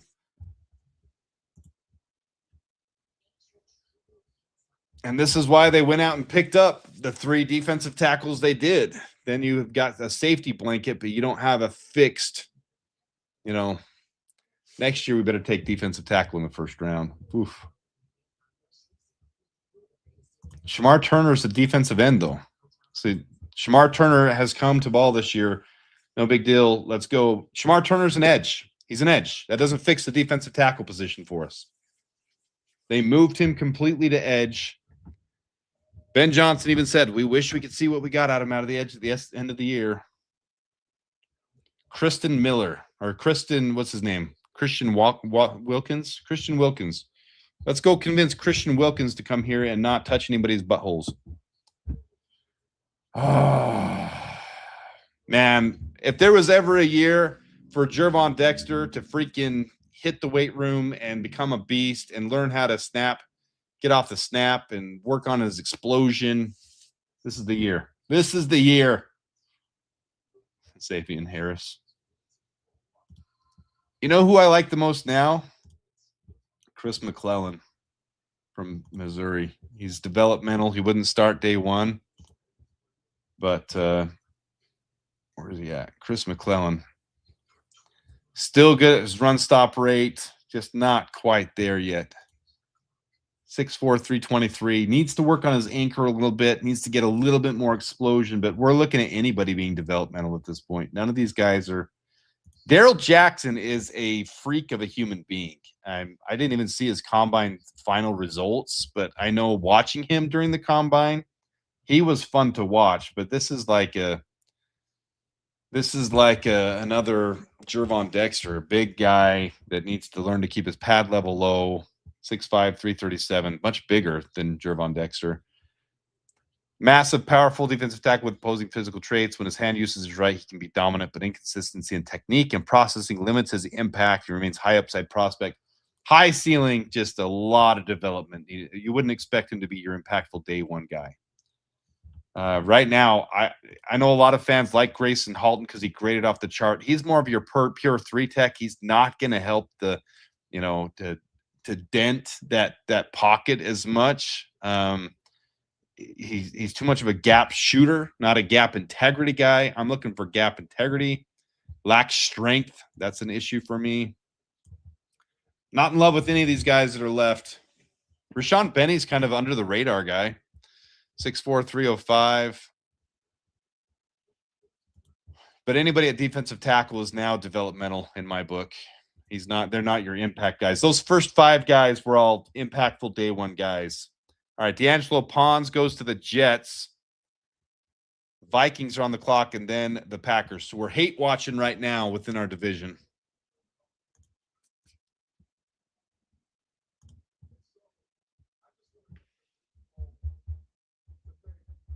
Gabe Jockus would be a phenomenal pick right here.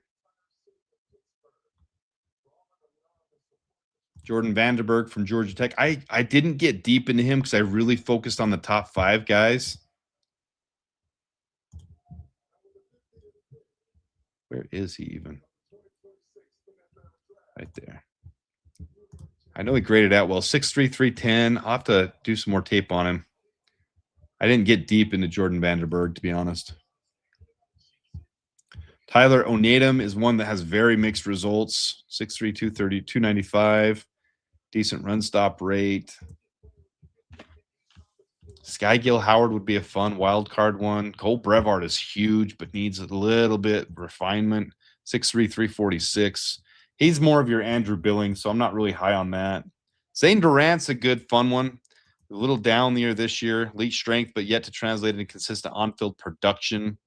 Tweener profile, a little bit small. I don't like these smaller 3-tech guys, especially when you've got the edge already pretty solidified. Landon Robinson turned a lot of heads, a lot of buzz, but smaller as well. Only 6 feet tall. Caleb Proctor, a lot of people like Caleb Proctor, but he's smaller too. Yeah, I'm kind of shooting right now. Grayson Halton with your 3-tech, but he doesn't really stop gap. The Daryl Jackson would be fun, but he's very developmental. Very developmental. So kind of this range here is kind of what I'm shooting for now. See if the Bears even want to go defensive interior after those main 5 are gone.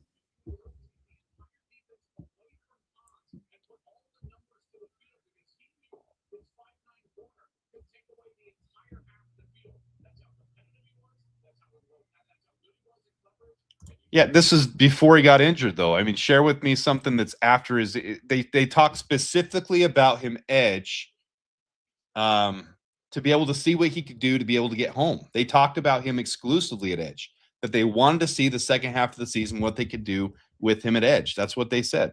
So I'm sure they can use him in both sub packages. He was forced interior in college because Texas A&M had such phenomenal edge rushers. It's kind of the odd man out, so he had to move inside. And then when they drafted him, he wasn't working on the inside, so they moved him back to the outside where he did really well at college at. He's built to be a defensive end. Yeah, that was the Jets' 4th pick, and it could have been at 44 too, and it wasn't. They traded a few times.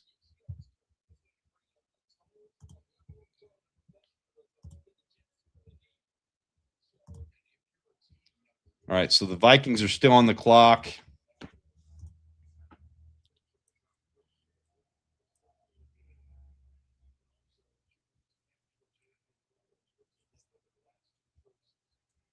At this point, I'm really wanting Gabe Jockus or Danny Dennis Sutton.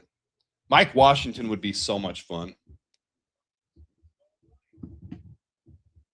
Best player available is what's going to happen. So here's the Vikings pick. I'm not going to refresh. I'm just going to listen. Jake Golday, the linebacker.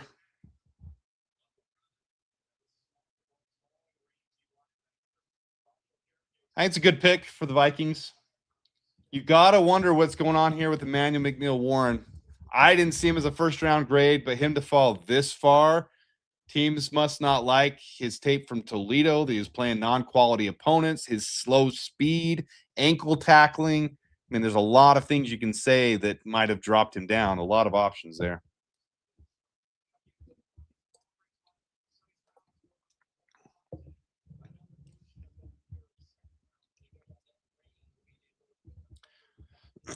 Jake Galday is a good pick. I don't mind Jake Galday. I think it's a little premature there, but he's a good pick. I like Jake Galday. They still don't have it updated here. What the heck? They're not usually this behind. They're usually ahead. What the heck?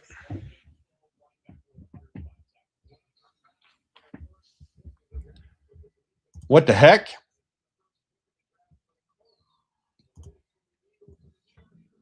Well, we're way behind here now.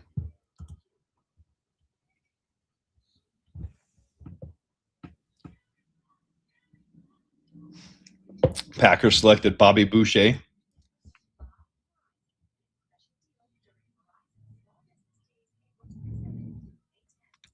Yeah, we're going to react to the Packers pick. I really hope they screw this up.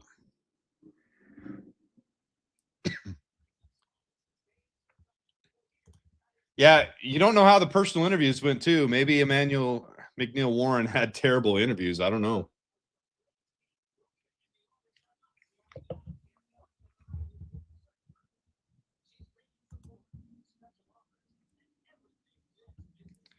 All right, spam those FGBs. Let's see if Green Bay's pick is in. There's Jake Galday. FGB, spam the FGBs. Let's hope they screw this up. Man, watching Packers fans last night on Twitter, like trashing our pick of Dylan Thieneman was comical. Like them trying to reach at straws, trying to find any lowlights of any bad plays he had. The only one they could find was a safety coming up from the 1 yard line trying to tackle where the running back had already gotten into the end zone and saying he can't tackle. I'm just like, that's what you have to reach for. Like, if that's what you're reaching for, that's the most pathetic thing I've ever seen. Dylan Thieneman's a freaking beast. I love that it drives them nuts. I love that they hate it.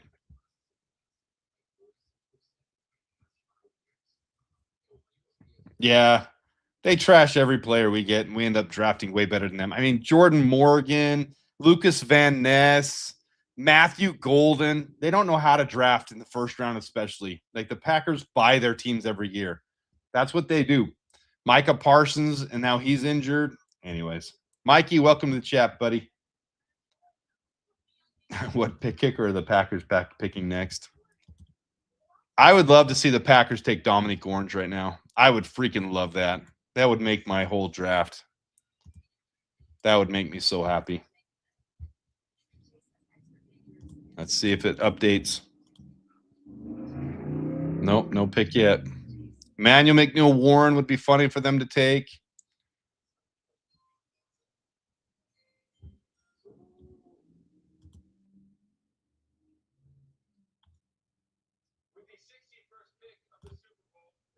Nope, not there yet.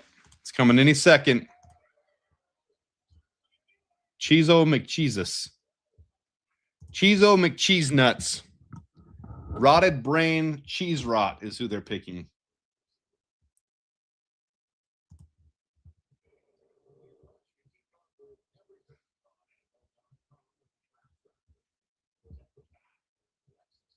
Yeah, the offensive tackle went in groups.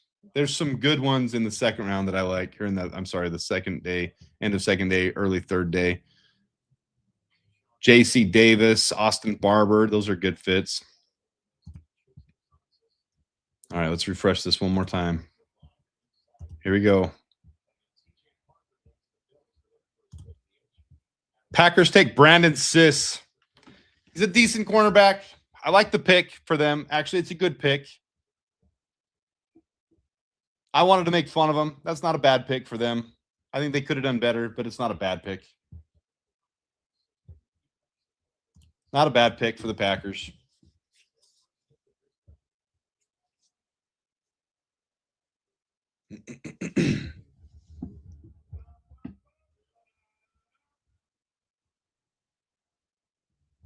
Here, even Steelers fans are booing at Packers fans.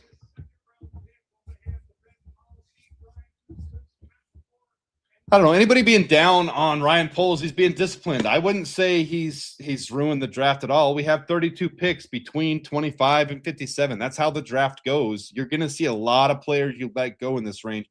There's some really good players. Gabe Jockus, Danny Dennis Sutton, even still some cornerbacks, wide receivers, running backs. Our first center off the board could go. Jalen Kilgore, I think they have listed. I don't know who put that on there. Jalen Kilgore, I think he's listed as a third round grade. I would take Jalen Kilgore early in the third, but we don't need that position anymore. I'm not afraid of Brandon Siss, but it's not a bad pick. I mean, good job, Packers. You didn't screw it up. I think he's a fine pick for them. I don't think he's a game wrecker, game changer, day one guy. Our offensive weapons will still own the Packers.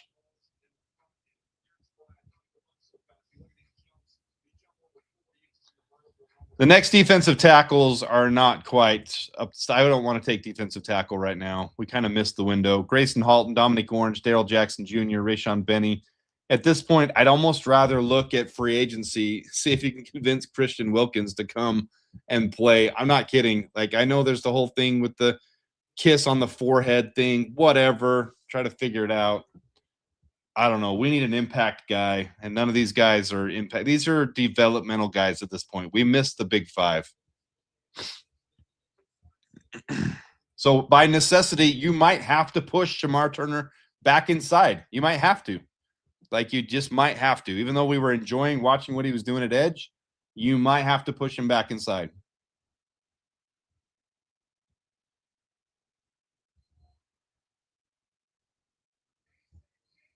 I like it. Here's the Colts pick.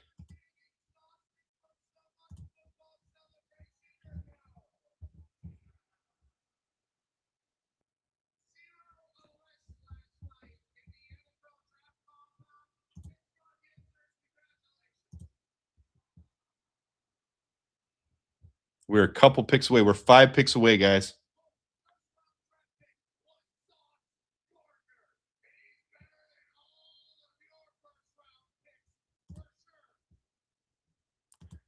Pat McAfee's up there trying to razz everyone.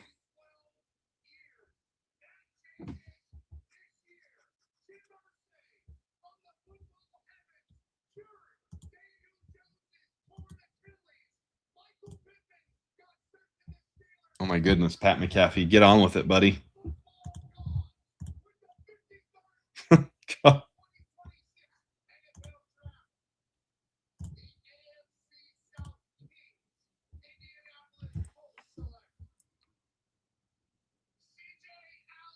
Oh, they took CJ Allen.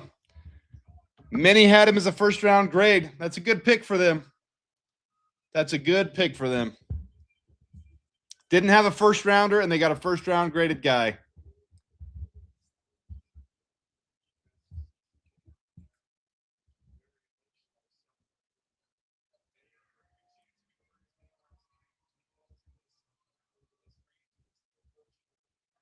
Yep, good for them. I just texted my buddy. I had to text him real quick. All right, Eagles are on the clock. All right, let's look at Eagles, Chargers, and Jacksonville on the PFSN board. See who they say needs an edge the most.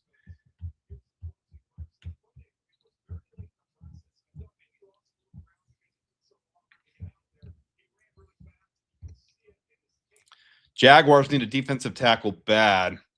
They don't need an edge. They have a 1.0 on the edge rating. Chargers don't really need an edge. Eagles need an edge bad. Jalen Phillips left for the Panthers after being the Eagles' best edge performer last year with an edge score of 82.4. Jalen Hunt as the only other edge player to under contract. They need an edge the most. They have a 10.0 grade of needing an edge. Eagles on the clock in need of an edge. This could get scary, but there's 2 I really like here, and I like them about equally. Gabe Jockus, Danny Dennis Sutton. Eagles take Eli Stowers, athletic freak from the combine. They take Eli Stowers off the board, leaving 2 teams that don't need edge. The Bears should have their choice at edge here. Could they take center first? Could they take edge? Could they reach for an interior? I think it's at this point, this is where you let it fall to you with neither of these teams needing an edge. This is the point where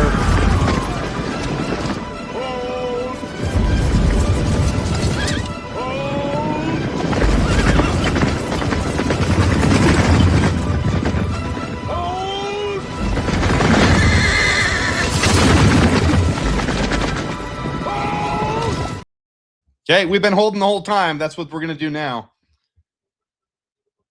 Gabe Jockus from Illinois. Gabe Jockus from Illinois would be a perfect fit. Danny Dennis Sutton would be a perfect fit. Either one of them phenomenal here at edge. Will not be shocked if we take another position, but that's really who fits the board perfectly for the Bears. And then at 60, trade back a little bit or take your center first or trade back, get a little more value in the 4th, 5th round and get a center with, pick 68, 70. Oh, I'm this is gonna be fun with a couple picks right together.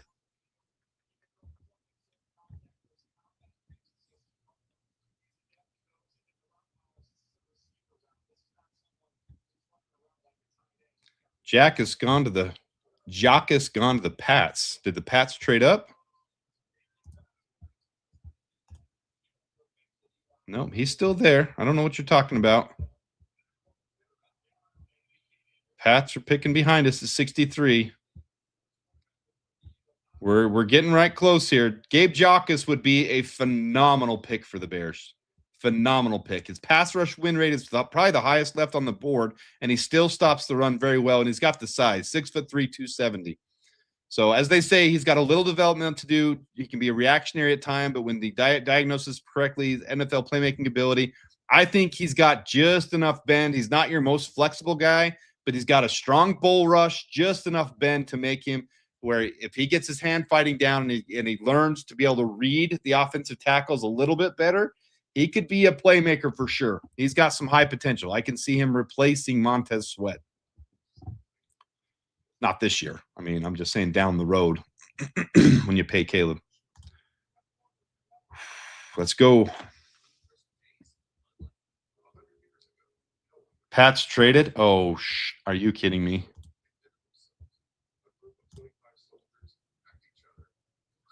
I don't know if you guys are messing with me.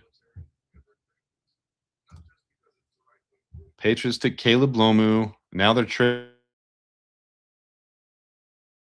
at 63. I don't see it yet. I don't see it yet.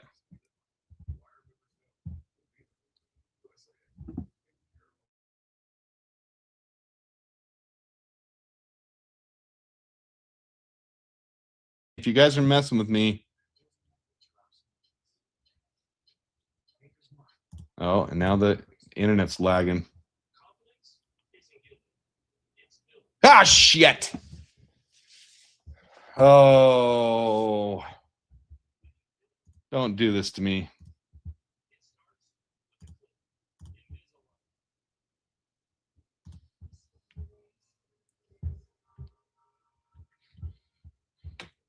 Patriots' biggest need is wide receiver and then edge.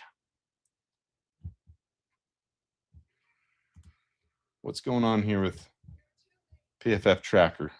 Let's refresh it and see what happens. Go to latest. They're not showing it on PFF yet, but it's real. We got to hope the Patriots are going wide receiver here. Chris Bell. Come on, go for Chris Bell. Go for Chris Bell. Go for Emmanuel McNeil-Warren.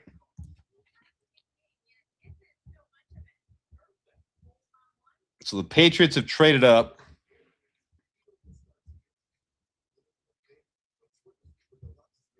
Maybe with C.J. Allen going off the board, they need to get their linebacker because a lot of linebackers have come off the board already. Don't hurt me. Don't hurt me.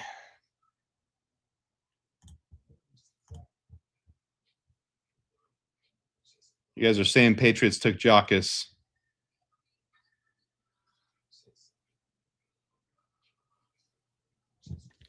Let's see what PFSN's doing. On their mock draft simulator or what?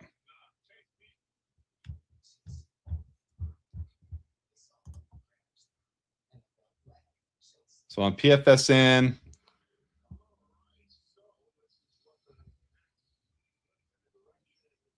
traded a 4th and a 6th to move up 8 spots.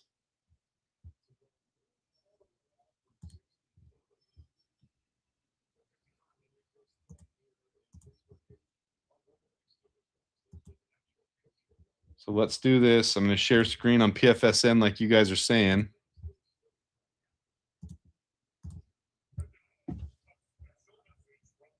Pick is made.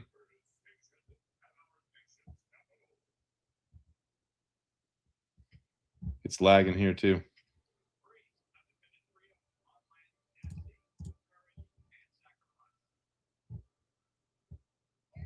Colts took C.J. Allen, Jake Galday, Lee Hunter. Let's get down here. Derek Moore, Jacob Rodriguez, Kristen Miller. Let's keep scrolling. Oh, I'm going the wrong direction. That's why.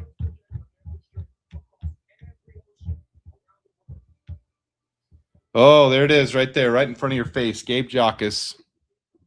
They traded up ahead of us to get him. They traded up ahead of us to get Gabe Jockus. Right in the middle of your screen right there. All right. I still like Danny Dennis Sutton. I know some of you guys aren't sold on him, but I like Danny Dennis Sutton a lot. I think he's going to be phenomenal at the next level. Come on. That was a run on edges, man. That was a run. Make this a little bit bigger.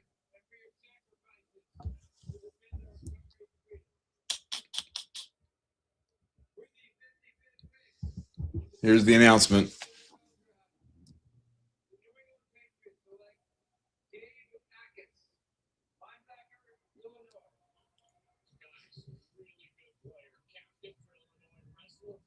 That one hurt. That one hurt.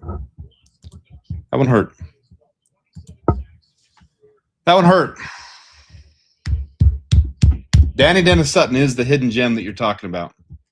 I don't know why Bears fans aren't higher on Danny Dennis Sutton, but he is a phenomenal athlete, and he will be phenomenal in this system. Please take him. I won't be shocked if we go another position now, though.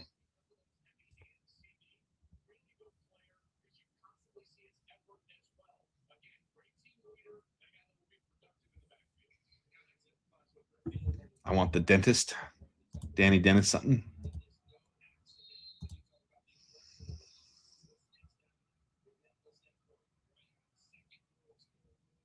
If anybody's saying this, don't be ridiculous.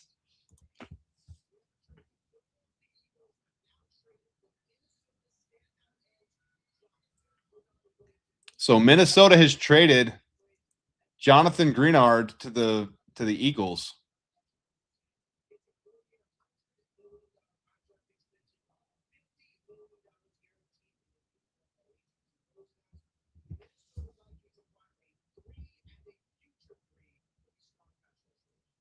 A third and a future third for Jonathan Greenard. So that's done. That's good that he's out of Minnesota. All right, so let's go back over to PFSN. Let's look up here. Jaguars pick is in. Let's see if it refreshes. Doesn't show it yet. We're next on the board. Dang it, that one hurts right there. Gabe Jockus hurts. That one hurts.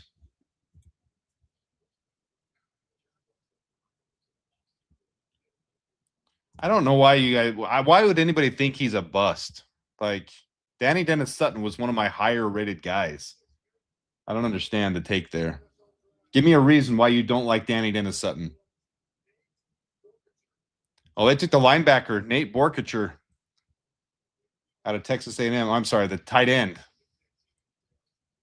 And I think he was rated 4th round grade. So you're going to start seeing things get a little bit wild here.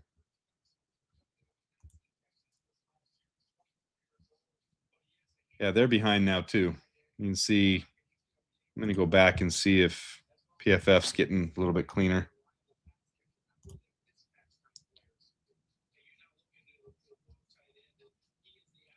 All right, Bears have options here. Lots of options. What are they going to do? I have no freaking clue at this point. I would assume they're going to go Danny Dennis Sutton. They could do anything here.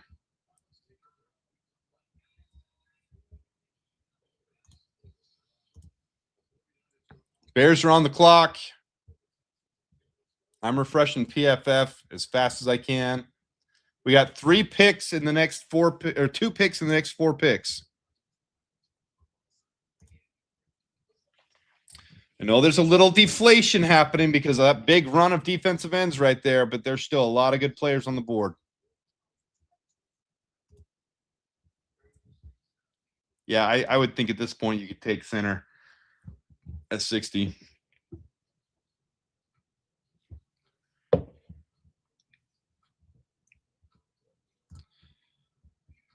Pick is in. I wouldn't expect defensive tackle right here at all. 523 in the chat. If you don't mind hitting the like button, appreciate you doing that. We're just waiting for the pick to be announced. Let's see if PFF has it faster. If it does, I'll switch over to it.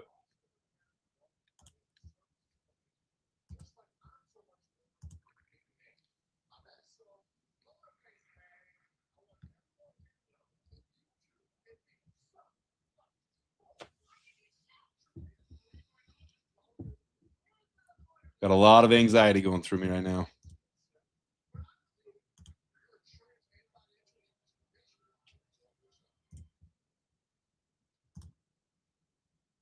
On the clock still. Do they go ahead and take center right here at 57 and trade back? And there's so many options the Bears could do right here.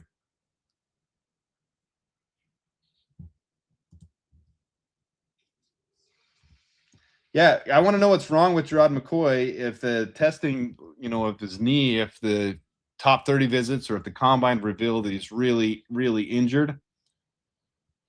Appreciate that love from Indy. You guys picked a great one. You got a first-round grade on your second-round pick, so phenomenal.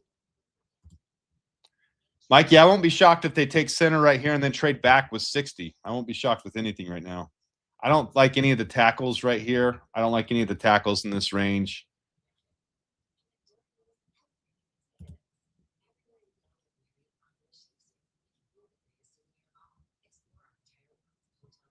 All right, let's see if this thing refreshes.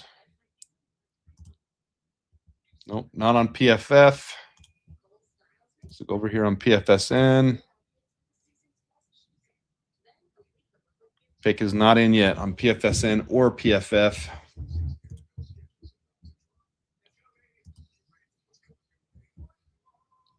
It better not be Overton. My gosh. Don't tell me that. Is that serious? They say we took Logan Jones. A lot of people are saying Logan Jones. I just said we might take center first. Logan Jones was the highest rated center. Is this true? Let's see. I'm going to refresh here. Go to latest. It's not on there. I won't be shocked if we take center right here.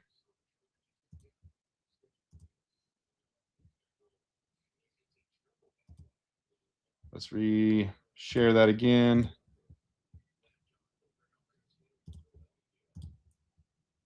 Oh, I tried to refresh it. Oh, it's not showing it yet. Where are you guys seeing Logan Jones? I won't be upset with that one bit.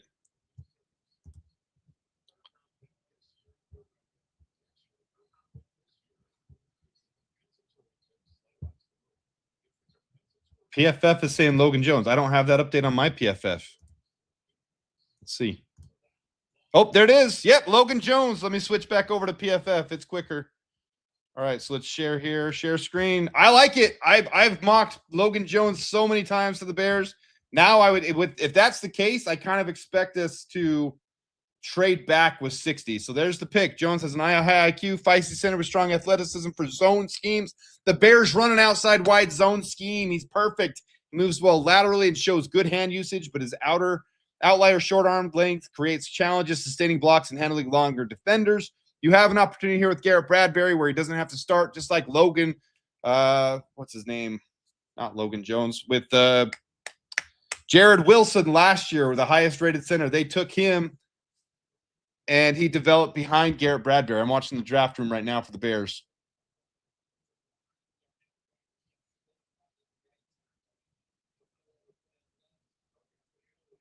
Hines 57, Mr. 57 is going to get his lifetime supply of 57. Hines 57.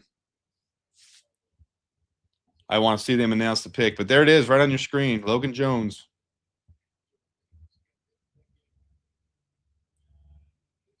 I don't know. Anybody complaining about that pick obviously doesn't realize what happened with Drew Dahlman retiring, picking Garrett Bradbury, and needing to solidify the position. This was one of the top positions of need.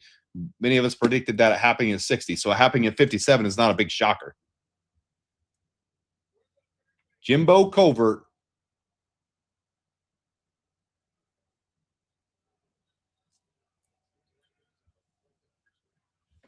Why would we want to take Emmanuel Pregnon? Why would we want to do that? I don't understand some of the comments here. We've got 2 Pro Bowl guards right now. That's not something you need to do. Good pick. It's a solid pick. Nobody should be upset about this. I mean, he could start day one over Garrett Bradbury. Like this could be the solidified position for Caleb. And you just saw centers getting paid $20+ million this last year. Logan Jones moves quickly. He gets out and he seals his block too. This keeps our run game solidified. I'm very happy with Logan Jones. So if we were predicting at 60, it's fine that it happened at 57. Nothing to be upset about at 57. I also said if that run on defensive ends happens, don't be shocked if the Bears don't take an edge until the 4th round, because you've got Austin Booker, you've got Montez Sweat, and you've got Shamar Turner. That 4th edge isn't a high necessity. We could trade back here at 60, and you might not even see us take an edge until the 4th round. There's a lot of regrouping to happen right here. Yep, they've picked up 2 starters. We've got 2 day 1 starters right here. Logan Jones, you don't have to start day 1, but if he wins it in camp, let him have it. Nah. Terrible pick at 57. Pasha. No, that's not a terrible pick at 57. Not at all.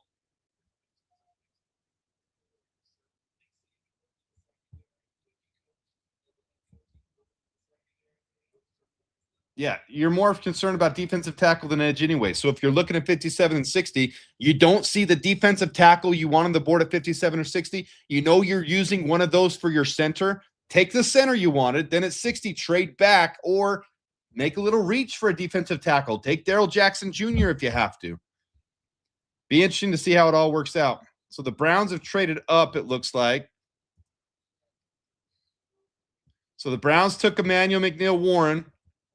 Finally goes off the board, which means you know that Emmanuel McNeil-Warren is now going to be a bust. Poor guy. 1st round prospect going to the Browns, and he's going to get absolutely killed. No, they've actually done okay with their defensive backs. They've been fine with defensive backs. Other positions, not so much.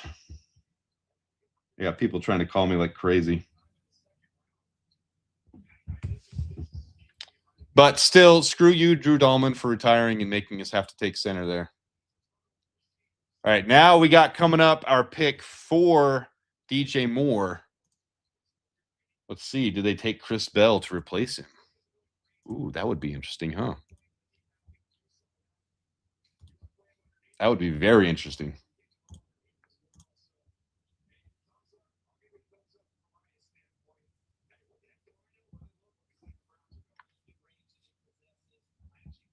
Yeah, we did watch all the defensive tackles slowly fall off the board.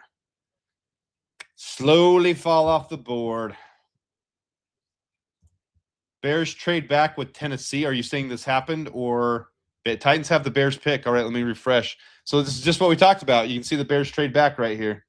I want to see the value they got for it. And it's not showing up here, but I'm going to trust you guys on this one. So the Titans have traded up from where? From 69. We got pick 69 in the 3rd round. That's going to be decent value. Let's go look at the draft tech and look what 60 to 69 is worth. So if we go from 60 to 69, that's 17 in value. And Tennessee has 144 and 225. I would bet we're going to get 144 and 225. So that would give us a 5th rounder and another 7th rounder for trading back 9 spots. 69 giggity. Spam 69 because we now have pick check 69. Spam fix 69 in the chat.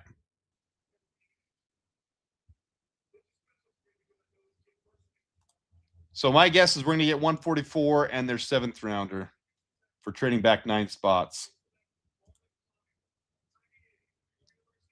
Wow, Michigan's tight end just went off the board.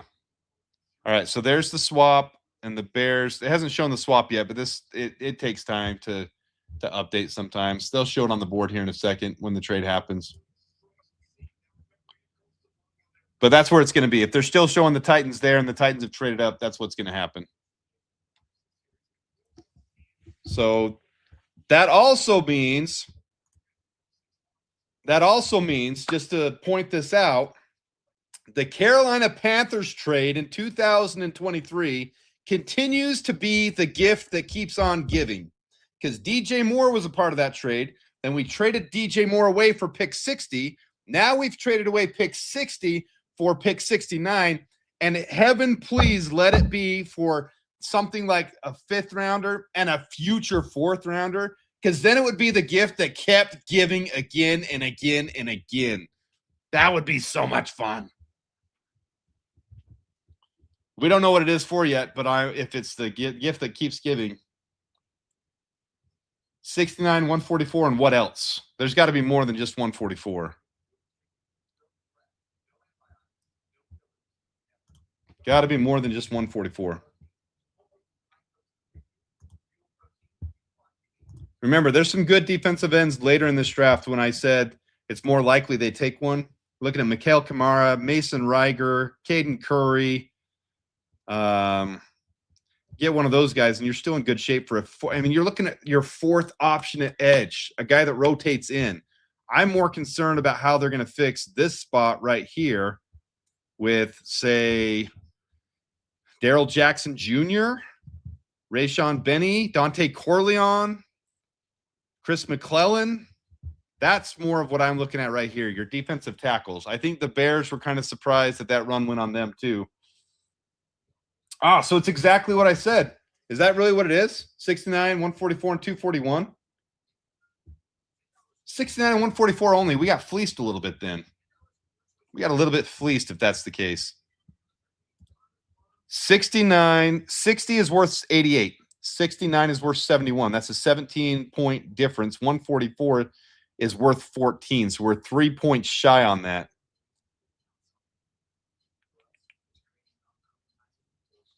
They have picked 225, which would be worth 3, which would make it an exactly equal trade.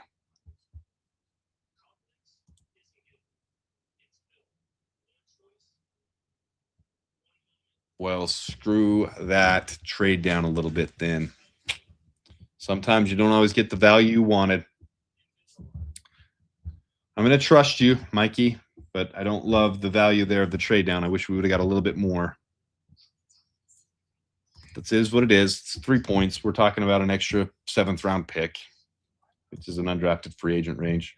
All right, let's see the update. Refresh.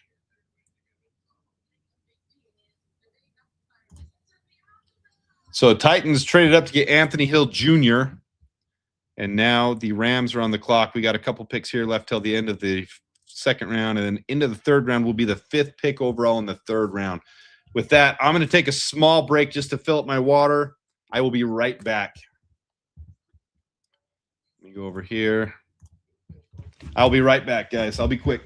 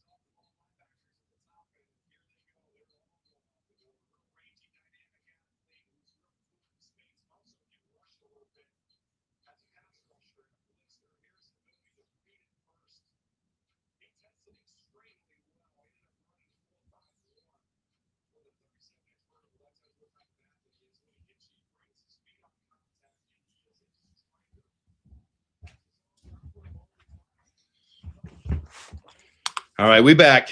We're a couple picks away. Let's update this, and I'm going to bring back up the offensive line chart so you can see it. Maybe I'll update it first. Let's refresh here.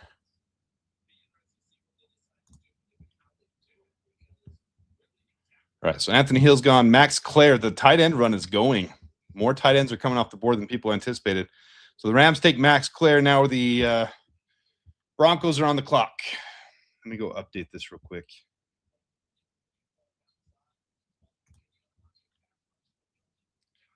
Got a couple picks till the Bears here.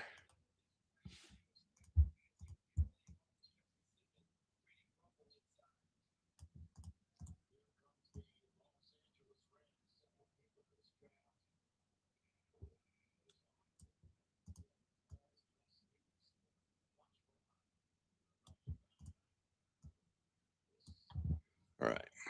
Insert Logan Jones.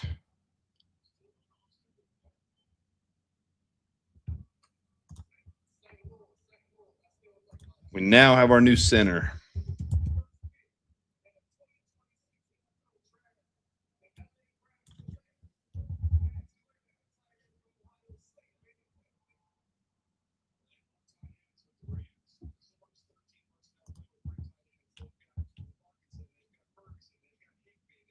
What am I missing here? Sorry, guys. 1 second. Trying to do it as fast as I can on the fly.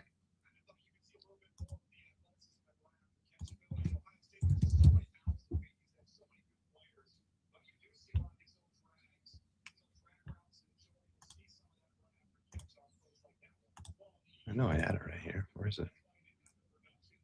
Doop-a-doop. Enough with Caden Curry. He's not in the same range.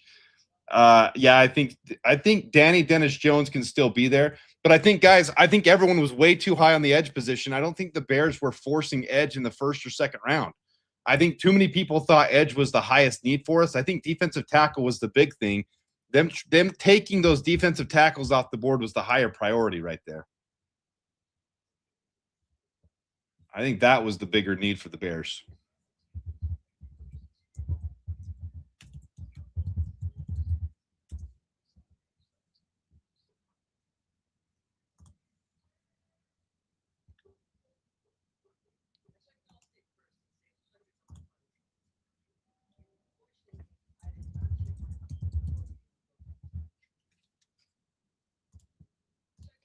Let's fix this real quick. Format to 1 inch.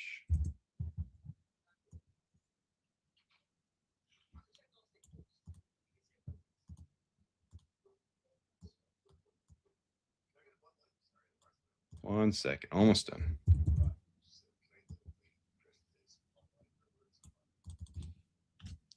Logan Jones.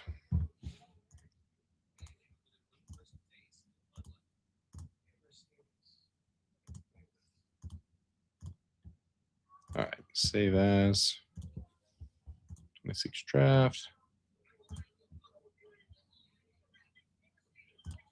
This will be interesting to look at here. There's going to be some things to be answered for right here. All right, so as we go into 90-man camp, you'll carry, a ton of offensive linemen. You're going to carry, 14, 15, 16 offensive linemen. But as you get through 90-man camp, you're only going to carry 9 to 10 max of these guys on the roster. So 26 draft, offensive line.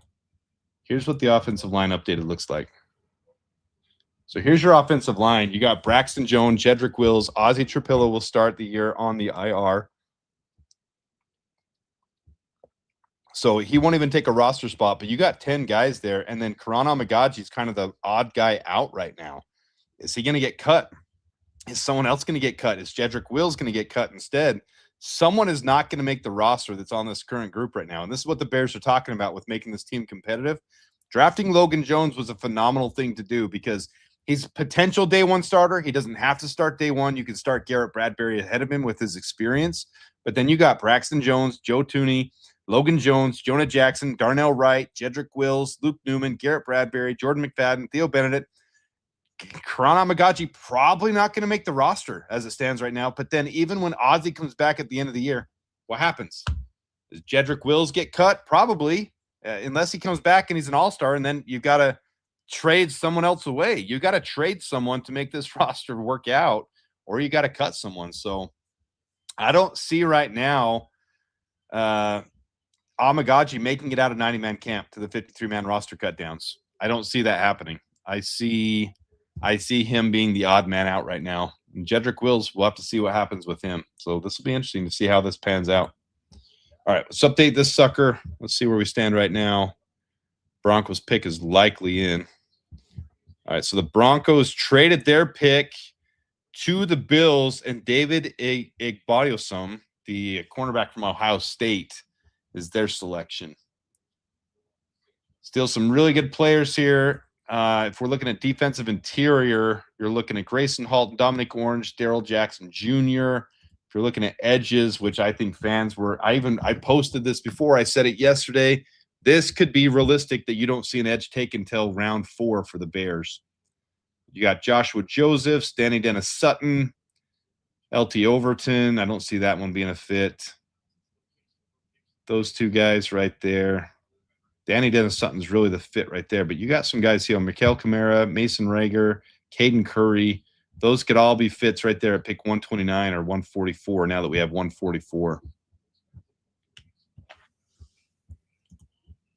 I think anybody's guess is going to be, let's hear in the chat. I'm not even going to put a poll because I don't even know what to put up. Could they go wide receiver here? Could they go with safety depth? Could they go with edge? Could they go tackle from Northwestern? Could they go edge? Could they go Mike Washington, who I'm in love with? What could the Bears do right here with this next pick? Yeah, Karan was one of those picks that's just not panning out.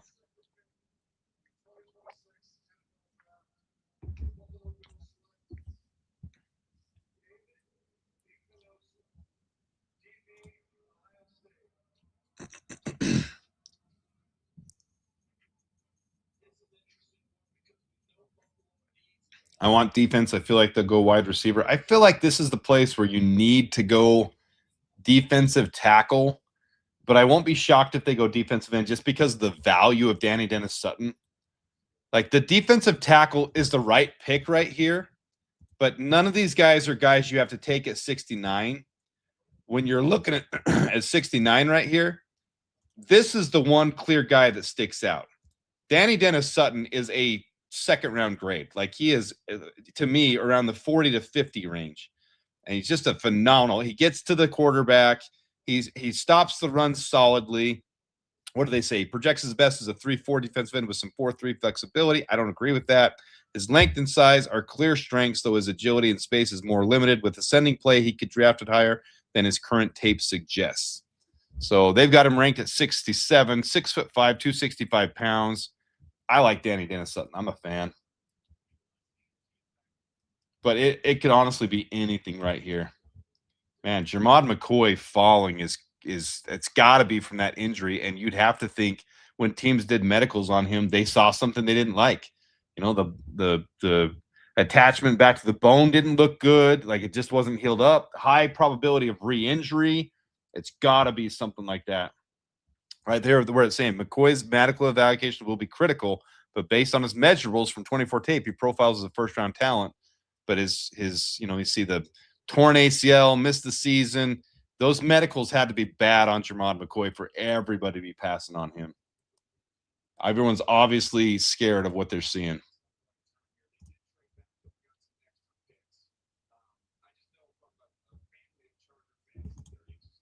I'm just going to go look real quick and see.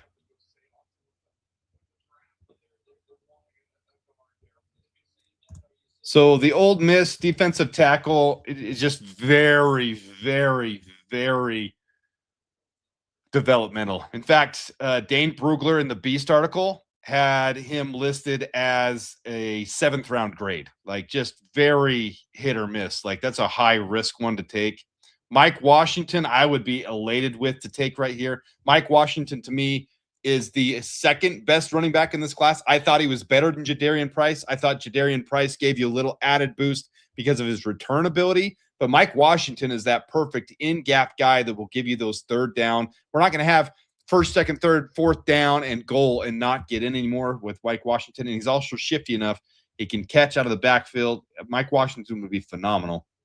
I do like right now that there's no pressure to have to take anyone's spot other than we need to pick a defensive tackle at some point in this draft.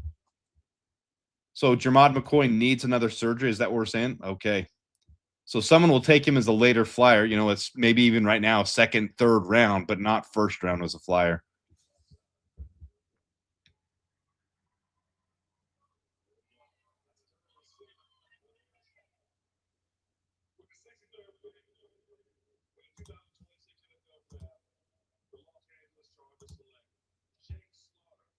So good job by the Bears taking Logan Jones, because now you'll see the center run go. You don't want to be behind that run of centers. You want to be, if you love your guy and he's the first guy on your board and you say Logan Jones is by far the best center in this class and you like him the most, they obviously liked him more than Jake Slaughter. They liked him more than Sam Heck. They're saying, we want to get our center. This is a position we need fixed. We need Caleb protected. This is our franchise future. Now you're going to start seeing the centers come off the board with teams that need centers. Next one up, probably going to be, let's see, San Francisco can use one. Baltimore will definitely, but when do they pick next? I mean, there's going to be a run on centers here pretty soon. The Vikings need a center bad, and they don't pick for a while. It'd be funny to see all the centers come off the board before the Vikings pick.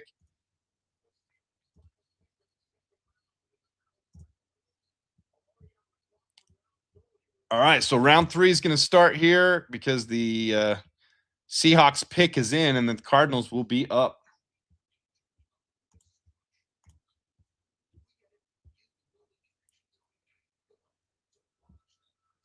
No one should be complaining about center at pick 57 because we said pick 60 is probably where they take the center. 60 and 57 right by each other. So if they need the center, they want to get the center, and then they traded back with 60 because the path wasn't clear with the guys they needed. I don't know about I don't know why anybody would want Pregnon when you've got 2 Pro Bowl guards and you've got 2 really good backup guards. Like, I don't know if that's a big need right now. I'd rather take a wide receiver, a wide receiver 4 or a running back. Obviously, defensive tackle is the biggest thing, but they've even addressed this in press conferences, though. It's the new thing. Nobody cares their age anymore. If they're 24, 25, 23, 22, it doesn't matter. The only one that cares about age is Packers fans. We've got the youngest team in the NFL. Look at us at our young team that's perennial 7th seed out in the first round. Yeah, but some guards last until 37 in the NFL.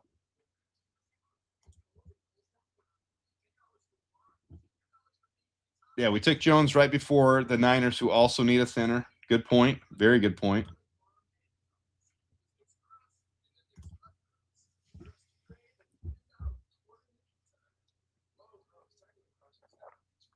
Oh, you didn't like Logan Jones as the player?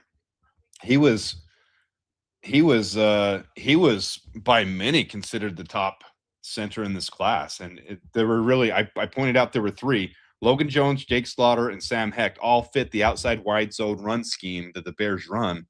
So whenever you can get a center that can pull and can run and can seal off linebackers, you can seal off the tackles, that's phenomenal.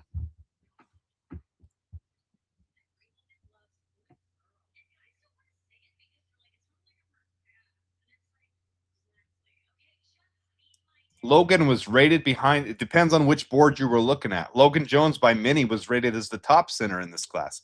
Jake Slaughter was considered top by some different boards. It just depends on the board you were looking at.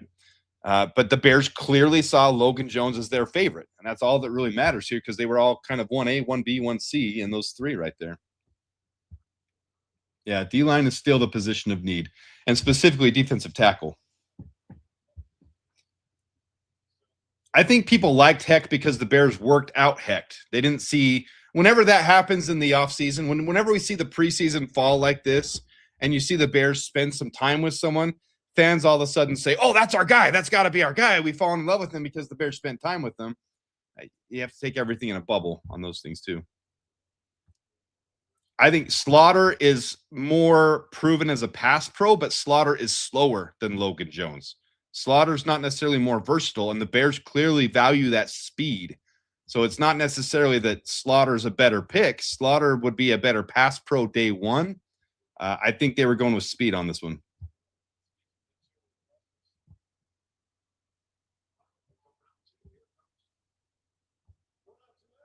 Oh, please no. That's the one thing I don't want. I don't want big citrus.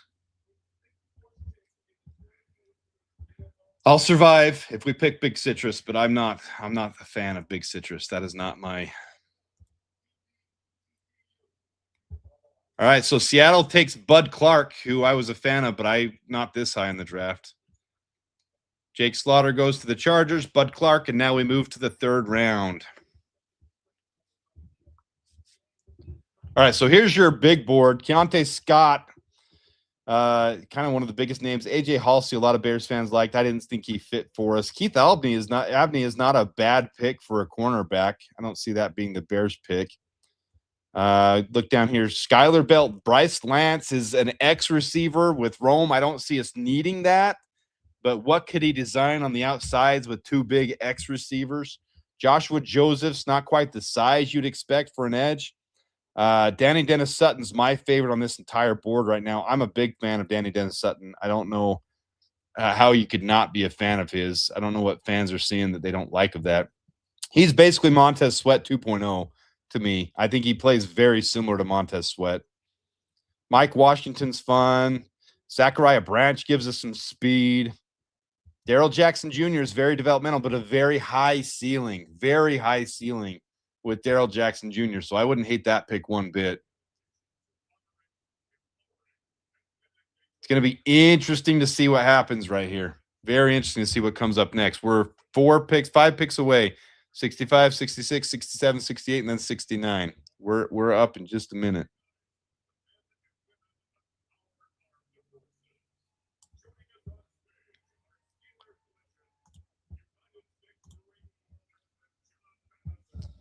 All right, let me put in the chat. You guys want to see that, so let me do it.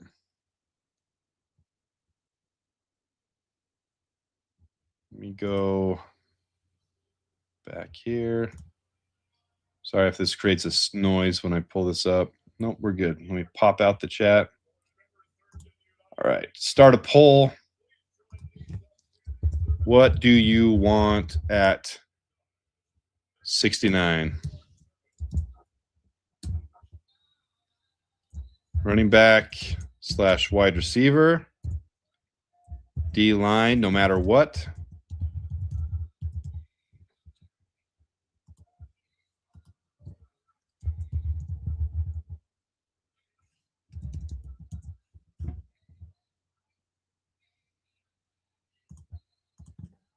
Other. All right, let's start that poll. Ain't no doubt I love this place.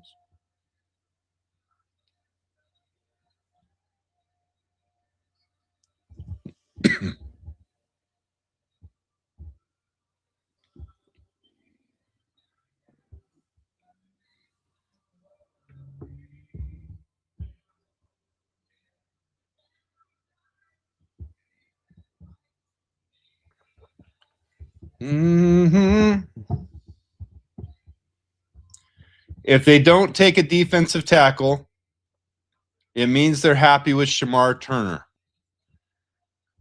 I couldn't disagree with you more because Shamar Turner has been converted to a defensive end.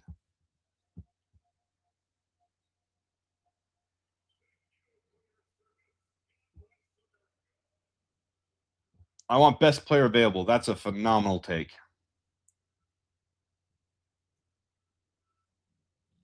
I want BPA, so I said other.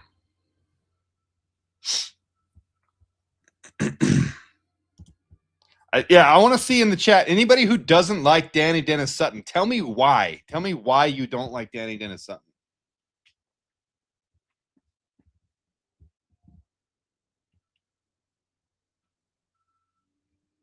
God bless America, and if you ain't proud, you can leave, says Trapakipa. It's because they were playing that on TV, just so you know. So the Cardinals just took Carson Beck, is what it sounds like. That's a reach. Reach. That's right. They needed a quarterback. He'll compete.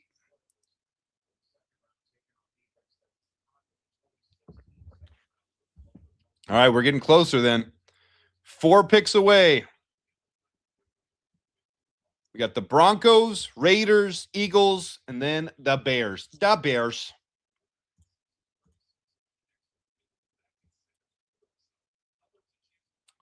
I don't like Big Citrus because he's not quick enough. He's more of an Andrew Billings. He's Andrew Billings 2.0.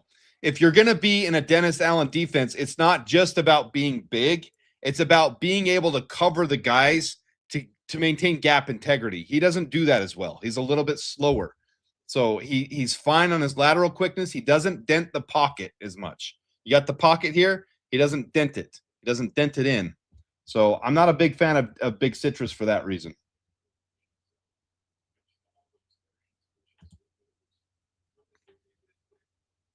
This would make me very happy.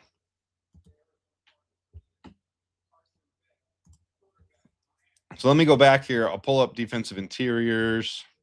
Look at Dominique Orange. His pass rush win rate is terrible. His run stop rate's just as bad. See what they say about him. Orange is a massive defensive line prospect with elite power potential supported by impressive weight room strength. His first step explosiveness allows him to generate strong speed to power as a bull rusher, particularly in attack mode. However, his hand speed and pass rush finesse are limited, which impacts his ability to disengage consistently. He projects best as a high-effort, power-based lineman in a 3-4 scheme. He does not tackle well. He's just not a guy that I see helping us fix the run and maintain gap integrity. I'd rather take someone like Darrell Jackson, who also is huge developmental. This is not a day one starter. Massive, powerful defensive tackle, imposing physical traits. When his hand usage is right, he can be dominant, but inconsistency in technique and processing limits his impact. He remains a high upside prospect, but I think his upside is higher than Dom Orange's. That's just my personal preference. I know a lot of Bears fans really like Dominique Orange. I'm not one of them. So there, the Broncos take a defensive interior with Tyler Onedum.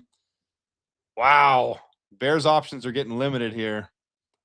Run stop rate very high with Tyler Onedum. So Broncos take their defensive interior.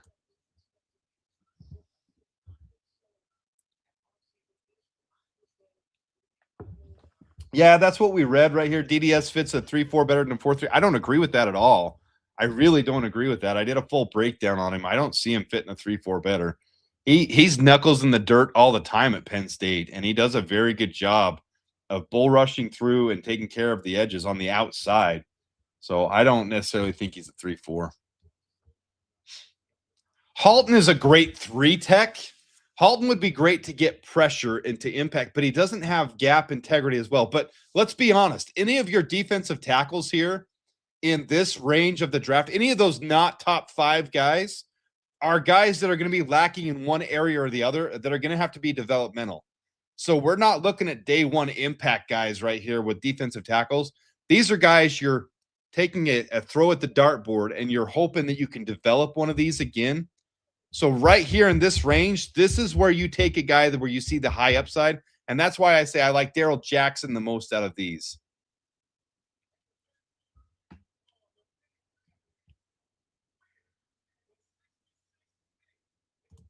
This is actually decent. Steve Rogers, I like this analysis. Danny Dennis Sutton should have really peaked with Abdul Carter on the opposite side. Then he didn't peak this last year. That's the only reason why we haven't been as high as DDS like you, Adam. I wouldn't hate the pick. I can understand that take. I can see that one.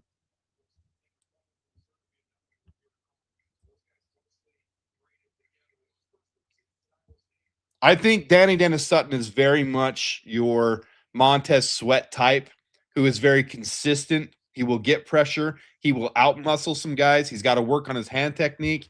He's not your flashy. I mean, we're out of the flashy range.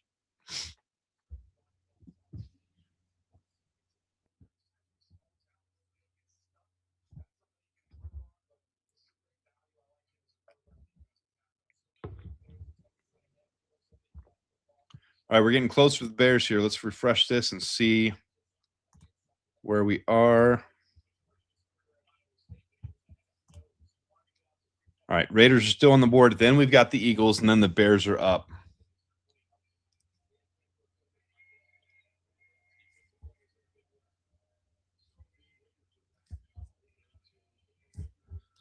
If I'm a betting man, I'd say Danny Dennis Sutton is too valuable to pass up right here. This would be that range for Danny Dennis Sutton for me. So the Raiders selection's in. I'll just listen to this one live.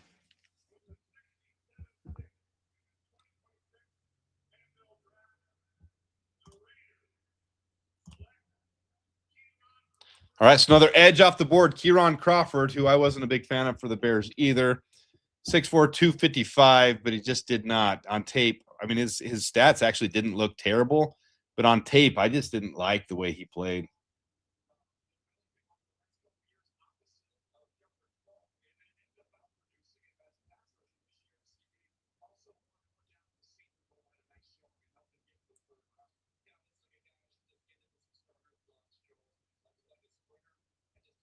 He gets out muscled a lot. They're not showing that on TV. Obviously, they're only just the highlights, but he got out muscled a lot when you watch his tape.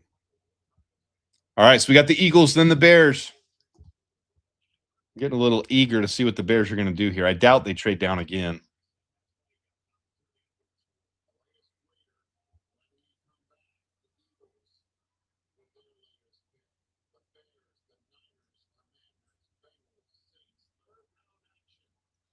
Mike Washington would be such a fun pick.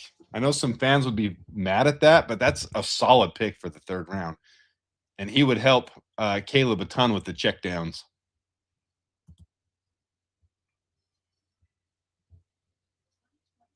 Yeah, Eagles could take edge for sure. That could happen. Let's see what the Eagles have done so far. Eagles have taken wide receiver, tight end, and now they're on the board. I wouldn't be shocked if they take edge at all. I wouldn't be shocked one bit. Oh, that would be so bad. They took Danny Dennis. But I don't know if the Bears are targeting edge right here. I really don't. I think that could be like a fourth-round target for them with you got Montez Sweat, Austin Booker, and Shamar Turner. They brought in Mikhail Kamara as a top 30 visit. I think they weren't targeting edge from the start. I mean, their biggest needs were safety, defensive tackle, center. I mean, those were the biggest needs coming into this thing. So I don't know if we're like really looking at this realistic anyways. Like so many fans get stuck on what they think they need. And it's not always what the Bears are on. Don't die. Don't die. It's going to be okay. It's going to be just fine.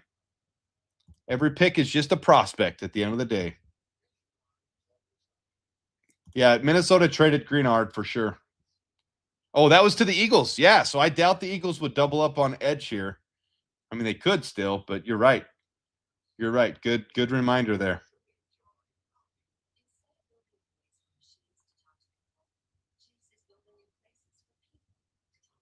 You got to change this banner. Let's edit it. 257 was center Logan Jones. 269.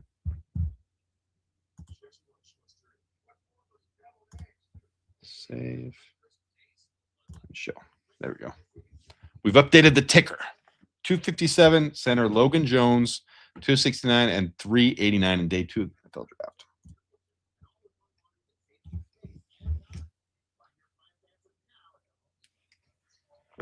Well, that's not necessarily true.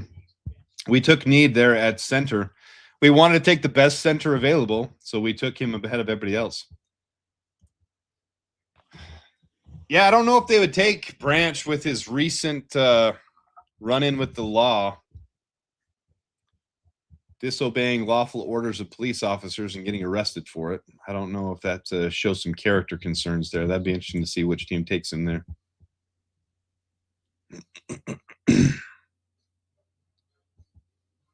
We don't need another whiteout. We definitely need another whiteout. I don't know if we need a whiteout right now.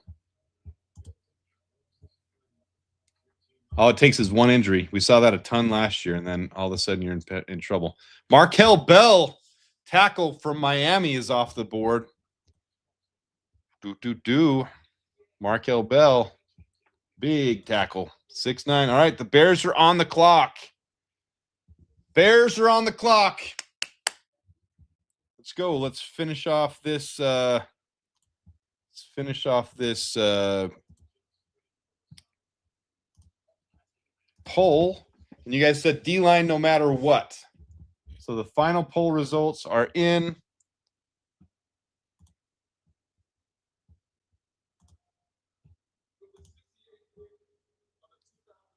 D-line no matter what, then running back, wide receiver, other, and secondary.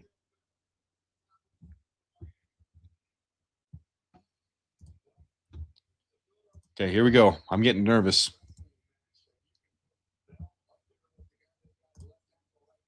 Bears are still on the clock.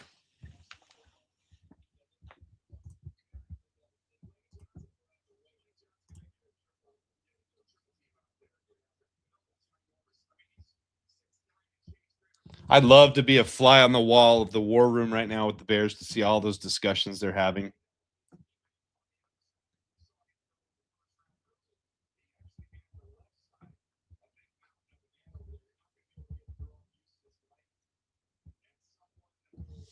I might do that in reverse order, though. I might take Danny Dennis Sutton now and Darrell Jackson Jr. next. Someone's saying we took tight end. We need a tight end 3.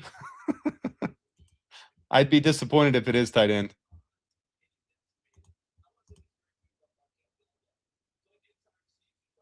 Oh, is it really tight end, Rous?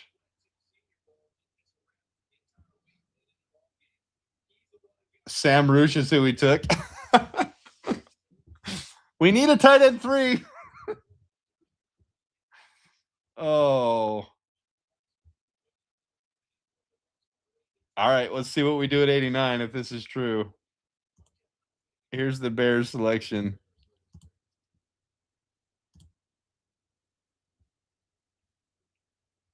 Here we go.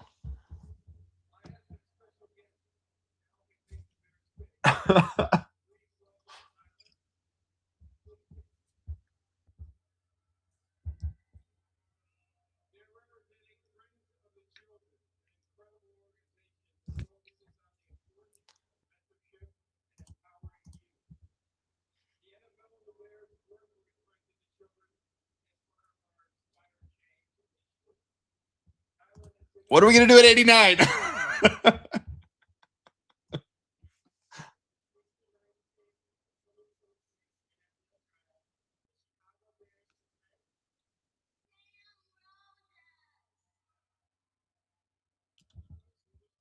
Oh, man. All right, third, fourth round grade. I'll pull him up on Dane Brugler's big board. He was the 6th highest tight end for him.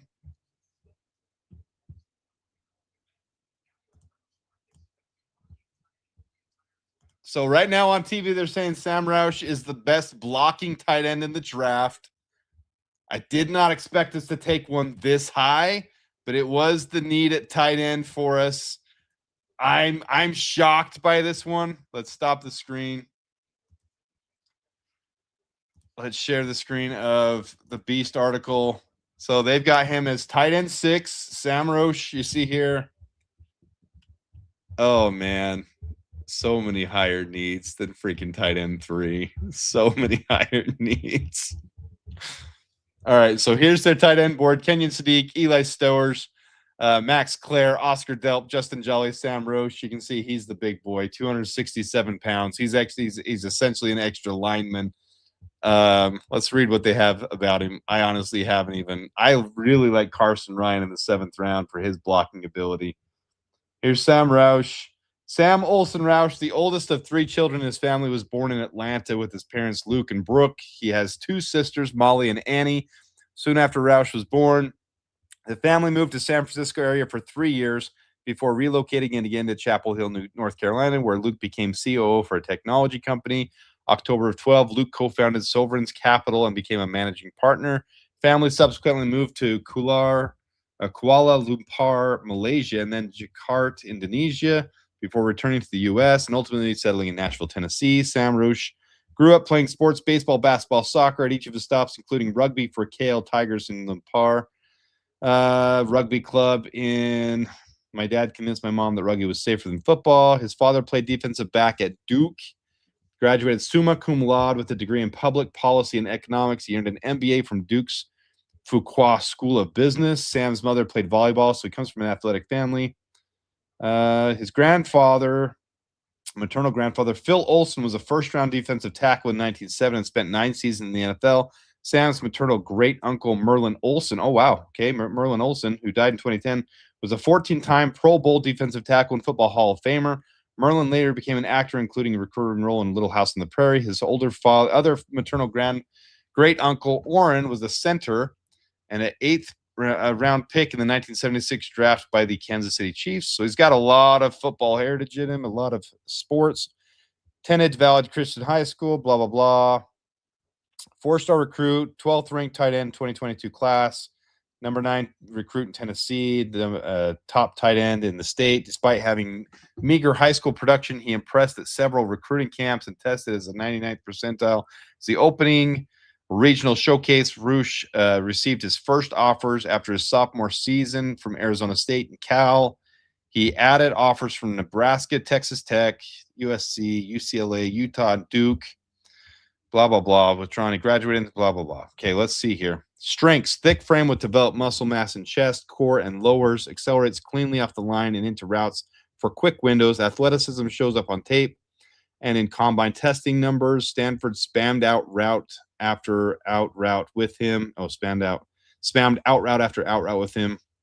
Large hands, flashes flexibility in his upper half to adjust. Runs with toughness after the catch to find hidden yards. Physical base blocker with drive. Strength to move defensive linemen. Strains in blocking and plays with competitive edge. Described as down-to-earth at-ball player whose willingness to overachieve. One of just 6 combine prospects out of 319 who competed in every drill. No stranger to special teams. He has disproportionately short arms, which shows in his blocking and receiving. Not a consistent hands catcher. Had too many focus drops on his tape. Great. Questionable catch point strength to command crowded windows. Wasn't much of a third-level threat. Wish he had more red zone targets. Just 3 of 49 catches in 2025 came in red zone. Needs to do a better job staying low in the blocks. Room to tighten blocking angles on screens and backside cutoffs. 3-year starter with this. Overall, Rous isn't without his warts, but he offers a traditional wide tight end and skill set. Competitiveness to handle dirty work as a blocker, and athleticism to be functional underneath target. He has the makeup and toughness to quickly become an integral part in NFL offense.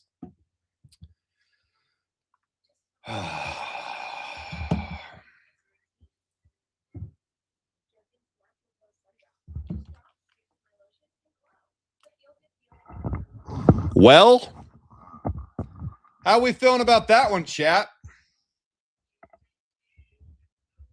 How are we feeling about that one?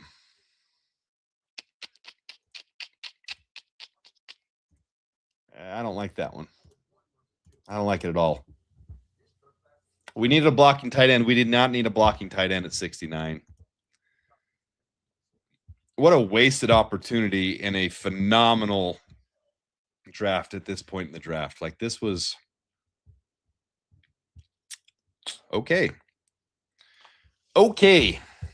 87th overall according to PFF. We took him at 69. Romello Height went next. Antonio Williams.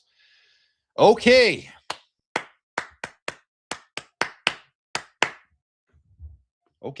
Cheers to all of you. I will say, I have to remind myself of this when I don't like a pick. I don't know better than Ryan Poles. I am not the expert on everything in that war room. I don't know everything Ben Johnson is sharing with them and what they want and what they need. I don't love that pick. I don't. We could have taken Danny Dennis Sutton. We could have taken Darrell Jackson, and I would have been more excited than that pick. I think Carson Ryan is the perfect blocking tight end in this draft, and you can get him for his 7th rounder. 3rd round blocking tight end is not what gets me excited. I try to stay pretty optimistic. I can understand the trade down. I can understand the pick at 57 for center. I get it completely. We haven't taken a defensive lineman in this draft. If we don't take Darrell Jackson at pick 89, Oh. Could have taken Mike Washington there. I mean, we could have got weapons. Okay, I'm going to go back to little again. Boy, next offseason is going to be phenomenal, guys. A lot of contracts coming to an end. We can afford to go get some big names. This is going to be great.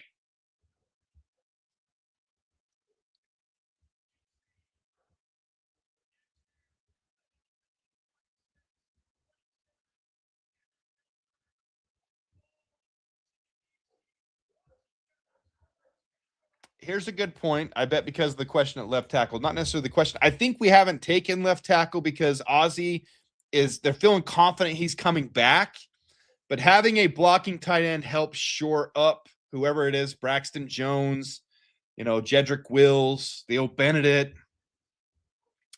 This is a poll that will not go well. I will do it. We'll do it. Let's do it. All right, let's do this. Grade pick number 25, Dylan Thieneman. We're going to do all of them. We have time. We have time till the next pick. Let's do this. Let's grade all the picks so far. So start a poll. We're going to go A, B, C, or D. We'll give this a solid couple minutes. This is going to be an obvious one. This is going to be easy.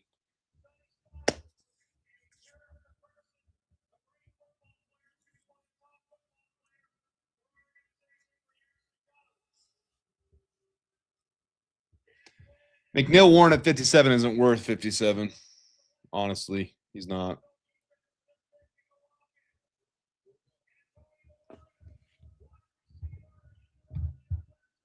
All right, so Antonio Williams goes to Washington. Clearly, I think you're right though with that analysis of the blocking tight end.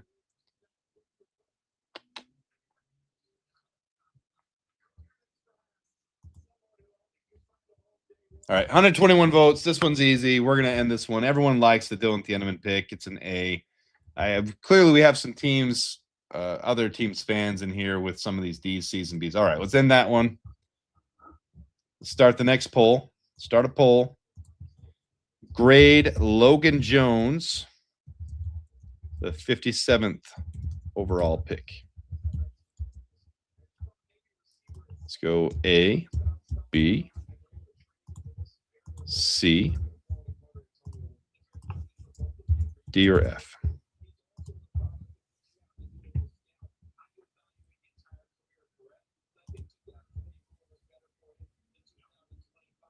All right, so we're having a little fun here. I'm going to refresh this so you can see who's been picked. All right, so Antonio Williams is gone. Romello Height was gone to the Niners. Bengals are on the clock. We're, what is that, 17 picks away from the Bears pick, so we got time for this. Bengals pick is in.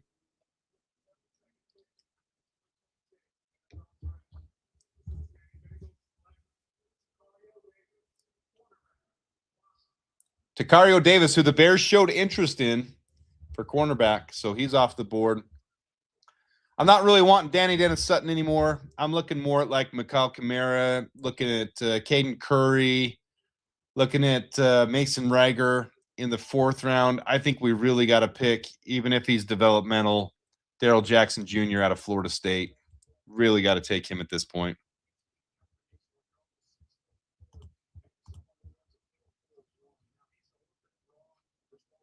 Bradbury's contract is only for 1 year, and it's $5 million. I mean, it's low contract.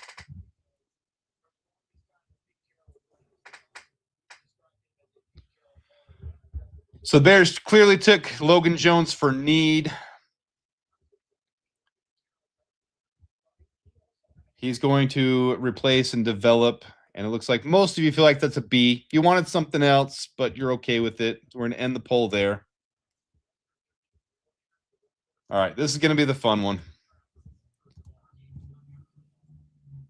Grade the pick at 69.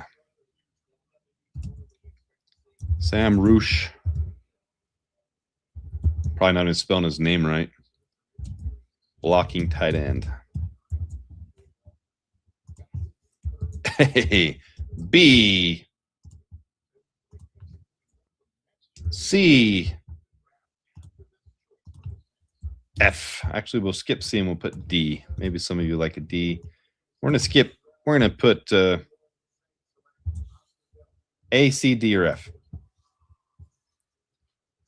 Tight end run is happening right now. Oscar Delp off the board to the Saints. So the tight end run is happening. So there goes Oscar Delp. I'm interested to see what Ryan Poles has to say tonight about Sam Rous and why they wanted him so bad. It's going to be interesting. This poll is going to be interesting to me. What you guys say about Sam Rous. Looks like there's a little bit of love here. Maybe I should have put B, C, D, or F. Looks like most people are saying C. C grade so far. I don't know. I don't know why I put A on there. Maybe some people just love every pick. Pretty mixed here between C, D, and F, though. Pretty even between those three.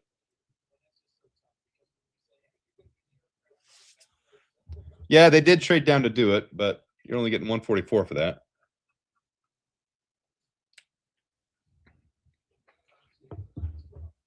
This is my least favorite pick.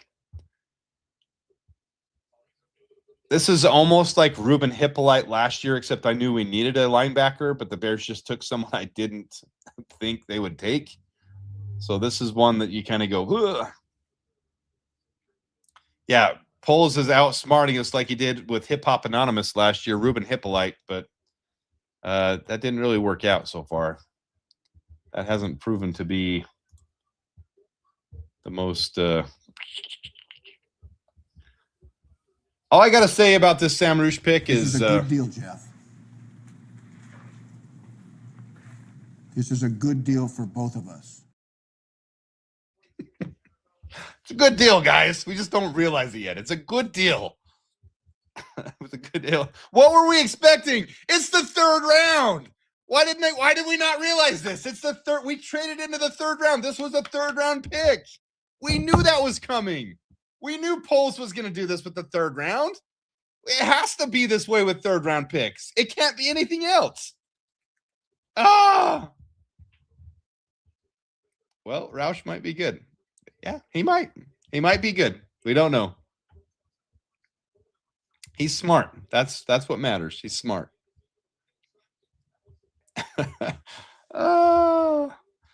The board just wasn't there tonight. There were plenty of players that could have been taken.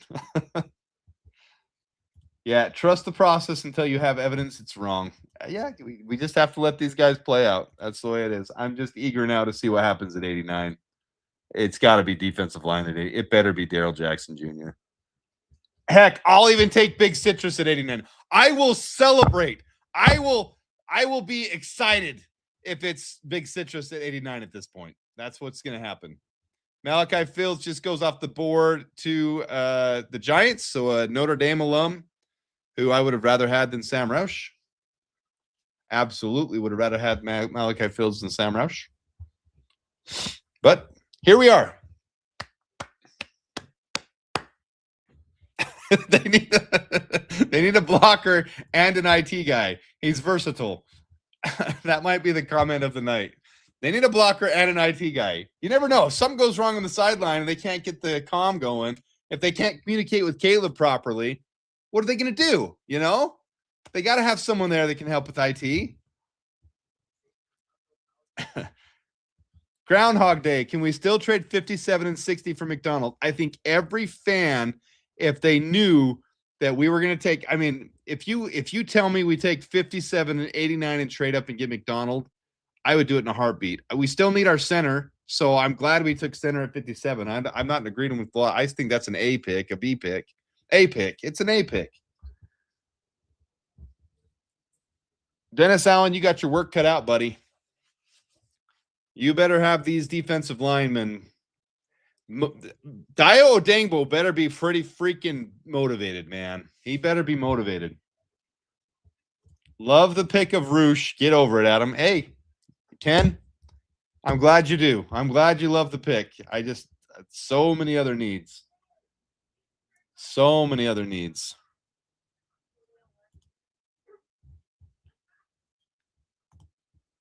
So many other needs. Fanny Dennis Sutton's still there. I've still got hope, but I really would rather see defensive tackle than edge at this point. So I will take Dominic Orange and I'll cheer. Let's go. Let's go Bears. Dominic Orange. Let's do it. Develop him. I'd rather have Daryl Jackson. I'll take Dante Corleone in a heartbeat. I'm good with these guys. I'm good with all three of those dudes. At this point, none of them are like game day wreckers day one. I will take anybody to shore up that defensive line, though. It's our biggest need. I will take it. Let's just hope they make it. Let's hope they make it. Down the board. Down the board we go. Imagine sub 3 tight end sets where the defense has no idea if we're running or passing. Hey, I'm on board. My only thing is you could have picked Carson Ryan up in the 5th, 6th, 7th round. There's plenty of tight ends that are blocking tight ends that you could have got later. Nah, Booker wasn't an afterthought. If you were following my draft, I was pulling for Booker to be the pick when we took Karan Amagaji. I wanted Booker that early in the 3rd. He wasn't an afterthought. I went down to the Big 12 Pro Day that year. I have video of me recording Austin Booker. I was very high on Austin Booker. He was one of my picks. When we traded back in and got him, that was a fun draft for me. So if you've been following the channel from the start, the first year we did this, because this channel's just over 2 years old, 2 years and 3 months old, that was one of my first dreams was Austin Booker. I saw Austin Booker's high potential from the start. I loved Austin Booker. Oh, no, another 3rd round pick coming up. Hey, I hope Sam Rous, I hope he is the best blocking tight end, the most gadget, the best blocker, the guy. I hope he's that guy this year. I hope he's the bomb. I really hope he's great. But how many blocking? Does he have a 9.9 RAS score? I did not know that. At 267 pounds for a tight end, that's pretty impressive, actually, to have that much athleticism. I better go look at this kid. I'll go look on Twitter and see if I can find a RAS for you guys.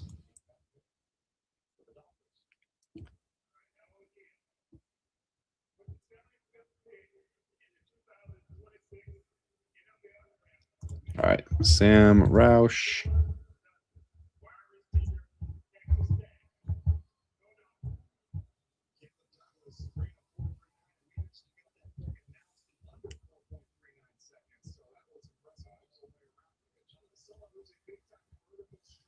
There we go. 994 RAS score. Look at that. Let me share this screen. Wow, wow, wow. All right, so we love that RAS score. Here, let me share the screen.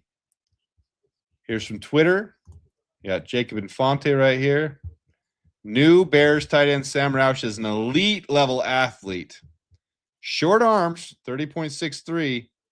But you've got 6'5", 267 pounds, 25 on the bench, a vert of 38.5 and a broad of 10.06.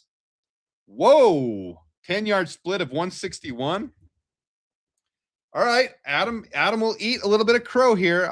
But hey, with every Bears pick, whether I agree with it in the moment or not, I'm going to say I always pull for every Bears to be the best player we ever drafted. So let's hope for it. Let's hope Sam Rous is an absolute beast.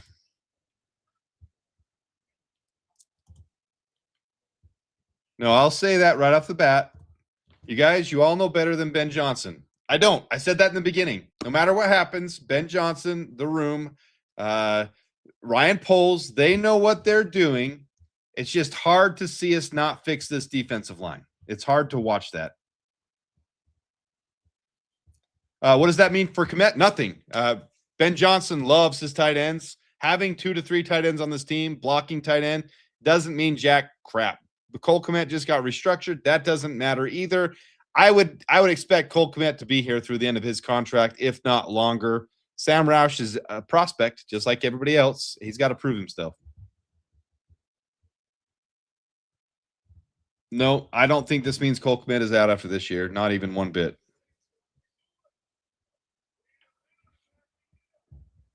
All right, let me update this. We're a couple picks behind. So Dolphins just picked. Ooh, the Steelers just took Drew Allar, who I think is a better prospect than Carson Beck, but still. Caleb Douglas went to the Dolphins, so we're getting closer. We're 13 picks away from the Bears' next pick, and we still got some players on the board. All right, so the Steelers picked another quarterback. They've got 3 quarterbacks in the room, and still Aaron Rodgers unsigned, so we'll see what happens there. That'll be interesting to follow.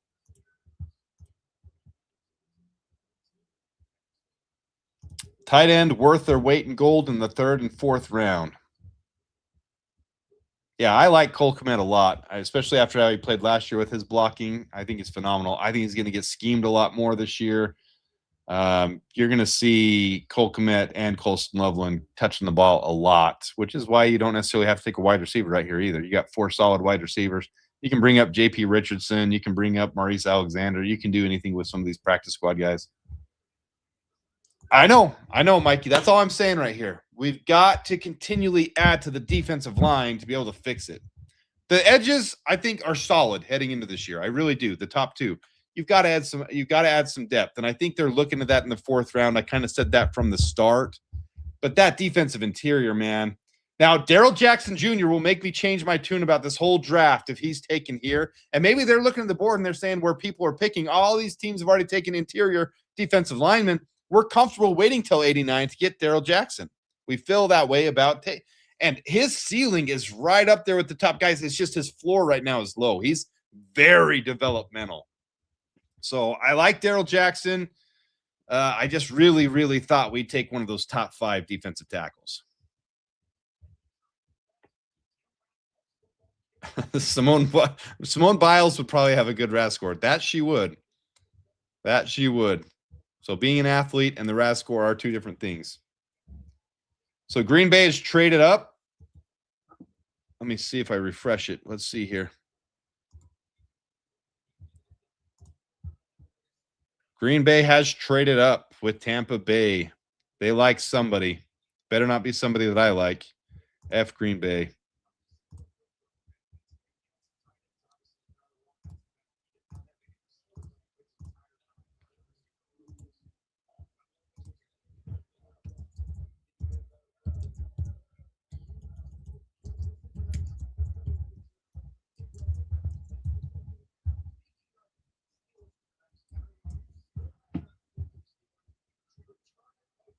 All right, so there's the updated ticker showing that we have Sam Rous and Logan Jones.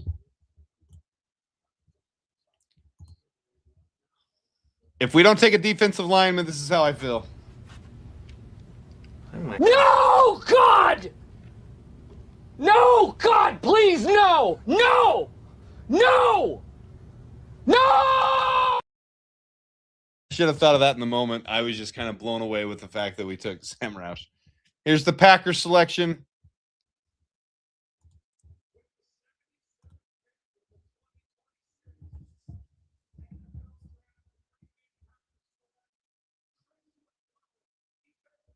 You guys know I like Chris McClellan as a developmental guy. I just think this is a little bit of a reach here. But I do like Chris McClellan, so screw you, Packers, for taking him. Screw you, Packers. I like Chris McClellan. Anybody who follows me know that I like that prospect pick right there. Screw you, Packers. Screw you. They're having a decent draft so far.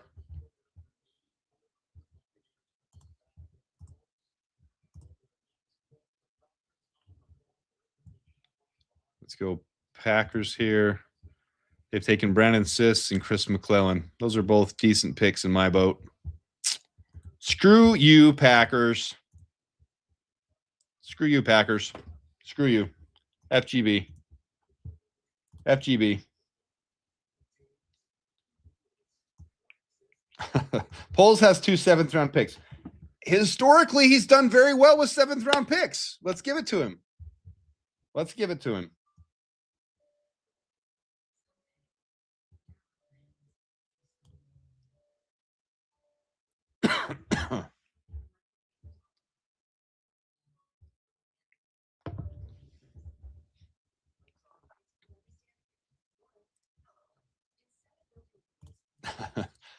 I don't think that's a priority. I think defensive tackle is more of the priority here. All right, let's start a poll here before we get closer. I'm assuming everybody wants defensive tackle or defensive end here with the next pick. So let's go start a poll. Why want to let me start a poll? Oh, because I didn't end the other one? My bad. So it looks like everybody thought a C grade for Sam Rous. Should have put B as an option. I apologize. That's my own fault. My own dang fault on that one. All right, let's start the new poll. Start a poll at pick 89. If they're there, which do you prefer? Let's go edge with Danny Dennis Sutton, or who are the other ones available there at 89? Let's look real quick. Edge defenders, Joshua Josephs. That's really it. Maybe Jayshon Barham. A little small. Let's just go. Man, Josephs is small too. All right, so I'm just going to make it Danny Dennis Sutton. Is what it is. Danny Dennis Sutton. We're going to go with Darrell Jackson Jr.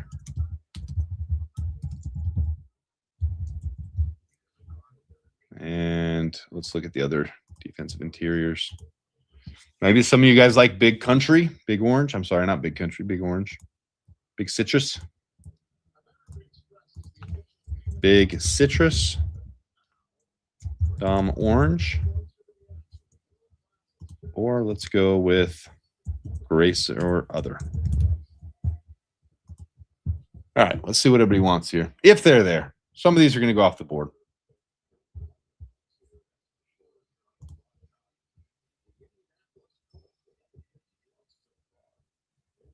And if it's other, put in there what other is.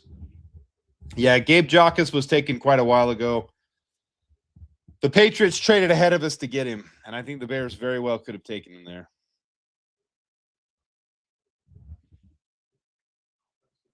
My personal preference right here, I think you can still get a quality edge as a rotational guy in the 3rd round. I think we got to fix this interior defensive line. So I'm going to say Darrell Jackson Jr. because he has such a high ceiling. He's got a low floor, so he's got a lot of potential to be a bust, but he also has a lot of potential to be developed into a really good defensive tackle. Pat McAfee is back up on the stage, egging everybody on again.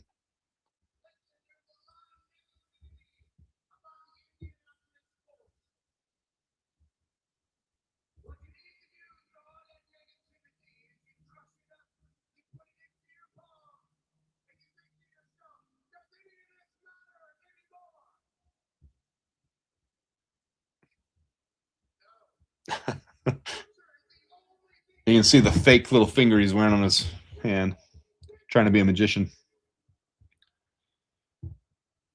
All right, let's see if they have who the Colts took. Colts took A.J. Halsey at safety, and then the Falcons take Zachariah Branch, wide receiver with – it fits for the Falcons. They've got James Pierce Jr. last year with major character concerns, and now they got Zachariah Branch with character concerns as well. So good job, Ian Cunningham.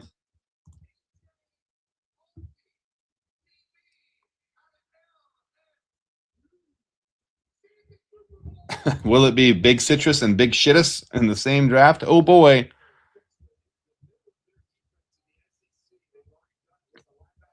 Yeah, they've clearly got to have issues with those medicals on Jermod McCoy, though. I mean, teams are scared at this point. He might fall to the 4th round.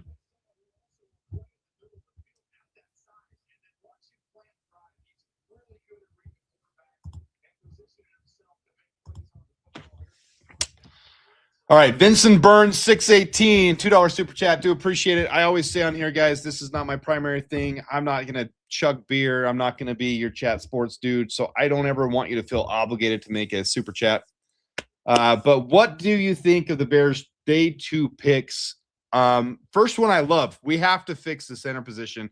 Caleb is a priority. You look at how much better he did this year with a better offensive line. Not only in his ability to be comfortable back there, but to avoid the pressures. He dropped that pressure turn to sack rate, dropped it significantly. I mean, one of the best in the league. So I love that pick. We were talking about it at 60. The fact that it happened at 57, no big deal.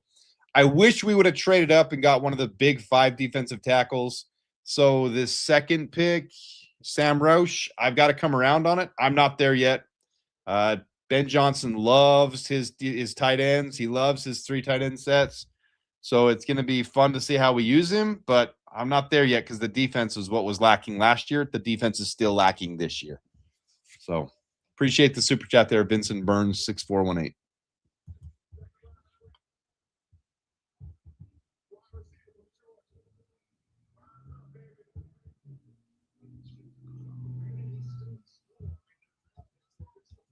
Yeah, I like Mike Washington a lot. I wouldn't be upset with that one bit.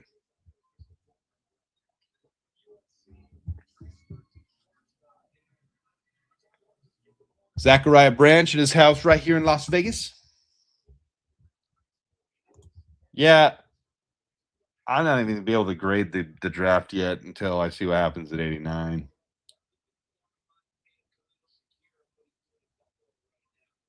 Get McCoy at 89, stop the free fall. I can see someone taking a shot. I wouldn't be upset with that 3rd round pick. The Bears have been unworth with 3rd round picks, but I really want defensive line right here. I'm pounding the table for Darrell Jackson. Let's see how our poll is going. It looks like Danny Dennis Sutton is the hands down favorite by everybody. Then Darrell Jackson. Then Darrell Jackson. What's the other? Probably Mike Washington, Jermod McCoy. But everybody wants an edge. I see more of defensive tackle being the need, though. Yeah, I would have liked to have traded up to get one of those big 5 defensive tackles. Kristen Miller would have made me really happy. But hey, we'll see after this year which ones were hits and which ones were misses. Maybe Caden McDonald's a bust. We'll see. We'll see. Good pick for the Falcons. They like their troubled young men.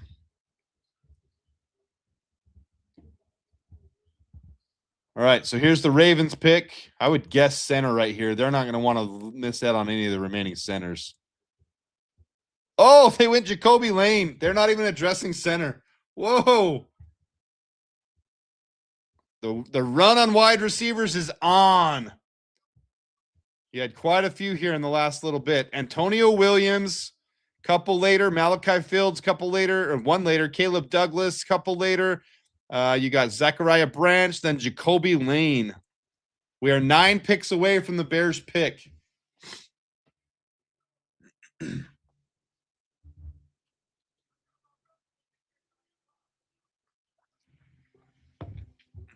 Nine picks away, guys. 9 picks away. But if you haven't hit that like button, hit that like button. Yeah, exactly. No edge needed when you've got a motivated Dio Odengbo. You got a returning Shamar Turner. You got Austin Booker in there with Juggernaut in the weight room. You got Montez Sweat coming back, trying to prove his worth for another contract.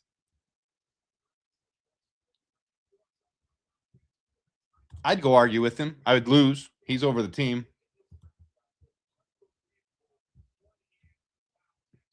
Grayson Halton's a good 3-tech. He does not fix any of our problems in the run game. I don't see Grayson Halton being the pick.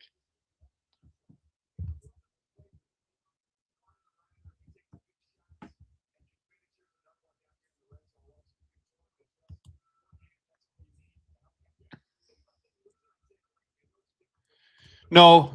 Does the extra draft pick with the trade back change our cap space with rookie signings? No, because the value of a fourth round pick is basically a league minimum contract. So you're looking at a league minimum contract for that slot spill anyways. So it doesn't change anything. You're just battling for position on the roster at that point. So no, it won't change anything for the salary cap. Very minimal. Neville Gallimore. Yeah, I don't see any of those guys as game-wrecking game changers. I hope one of them develop and come and prove themselves. Some guys take a couple years in the league. I don't see Neville Gallimore being, your impactful guy on the defensive line. Yeah, Booker's on track for a full 17-game season to be a 10-plus sack guy. Adam, are you going to get out? Are you going out to get your Sam T-Rex Roche jersey? Might have to.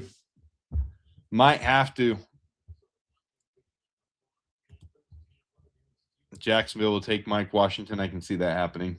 There's a couple good running backs right here that could happen.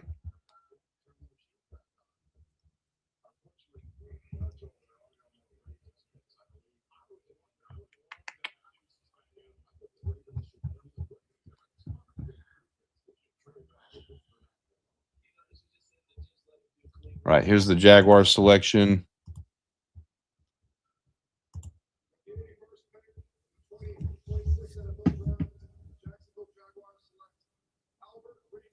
Albert Regis, the defensive interior. A little bit of a reach there for me. He's too small for the Bears, but way down here. But they liked him, apparently. I was not a fan of Albert Regis at all, so I'm not. He's a high-floor, consistency-driven nose tackle who wins with leverage, positioning, and understanding of defensive line play. While he lacks explosiveness and backfield production, he projects as a dependable depth option. Yeah, he did not move the needle for me at all. I wasn't a fan of Albert Regis. Good. Take him.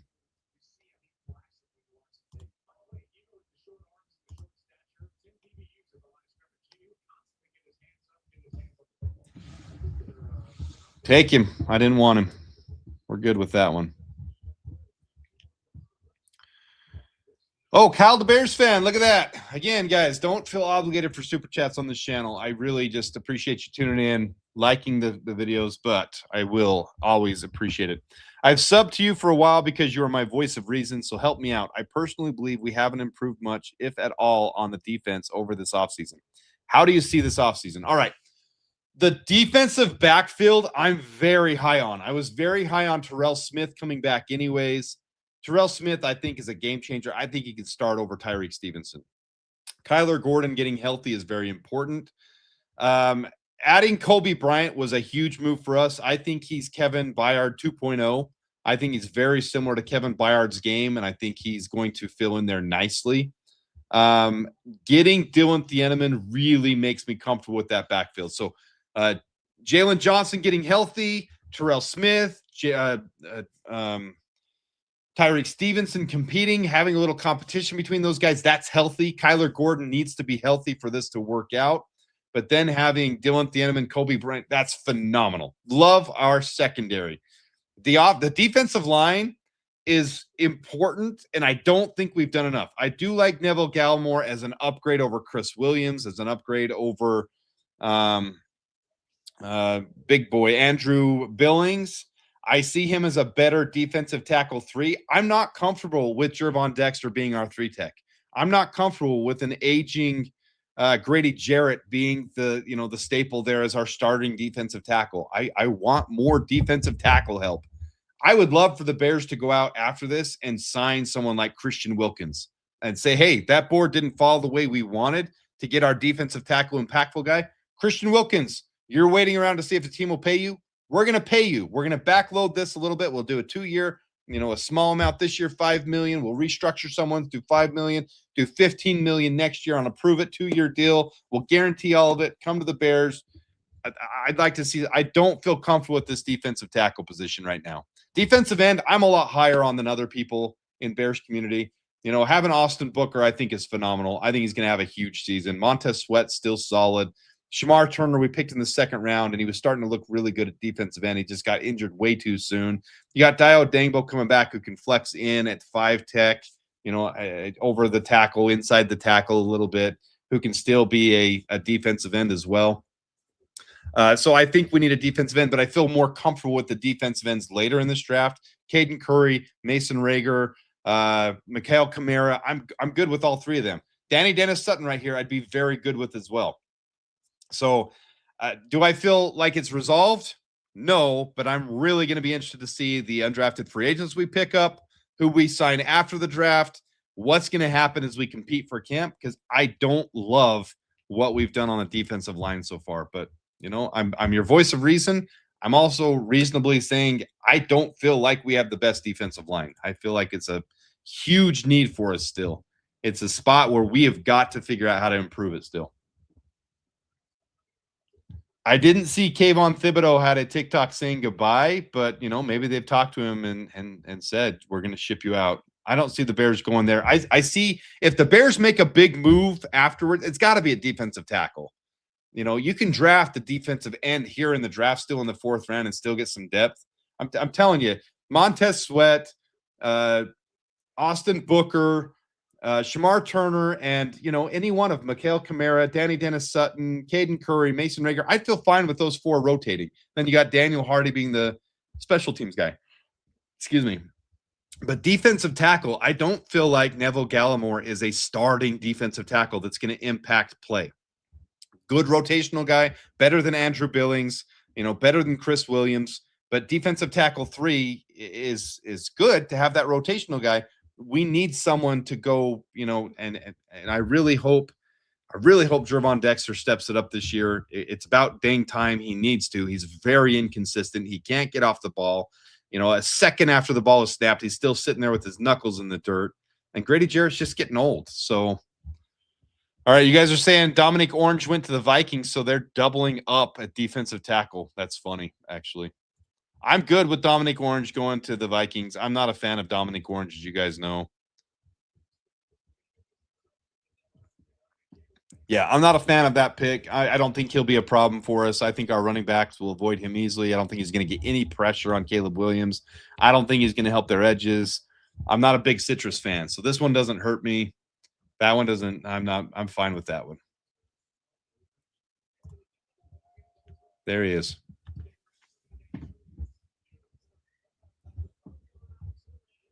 Big Citrus wasn't on my board. I know some of you guys liked him. I guess I should stop that poll now that Big Citrus is gone. All right, so let's end that poll. You guys like Danny Dennis Sutton a lot. I like Danny Dennis Sutton a lot. Here's the Panthers selection at 83.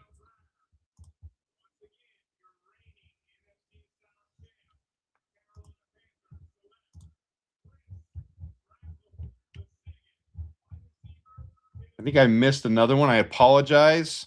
Posey Jones, 3,700. There will be no changes to the Bears front 4. This means same results as last year. I'd be shocked if we don't make one more move, though.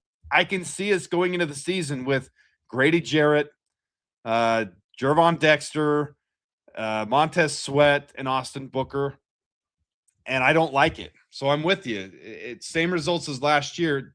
They've got to improve then. Gervon Dexter has to take that step up. I'm not comfortable with it either. I agree with you that there's got to be an upgrade here, and I don't see us signing Gervon Dexter to an extension. He hasn't earned it yet.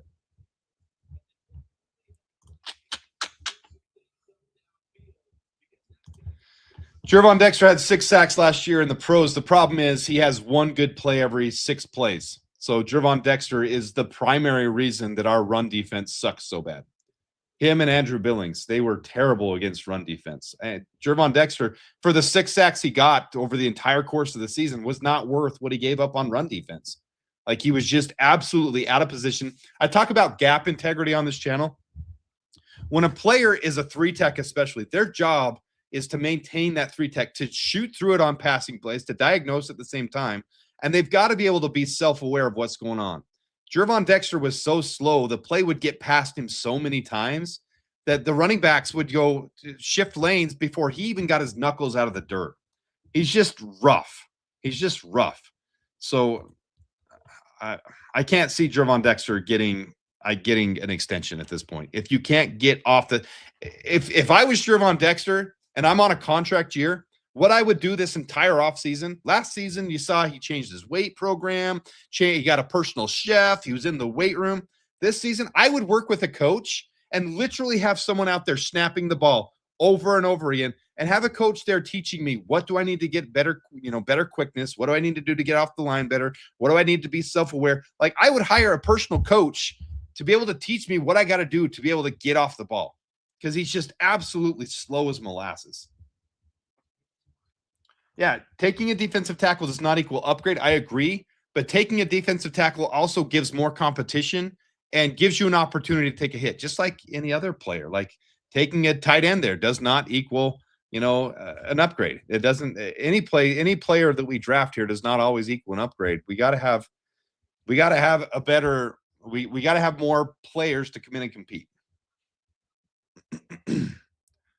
Pass rush comes by denting that pocket, by having gap integrity, by making it so it's sealed off. Like, you've got to seal off the interior and then dent it inward so the quarterback can't step up into it. So you've got your pocket, and if you dent it inward, the quarterback can't step up, because then you can reach in and grab him. I don't know if that makes sense or not, what I'm trying to say. But so many times last year, I screenshotted on Twitter several times where your edges would be collapsing the pocket and both your defensive tackles would be pushed back 3 yards. And every quarterback could just step up. Booker and Sweat could have gotten so many more sacks just by having a better defensive interior.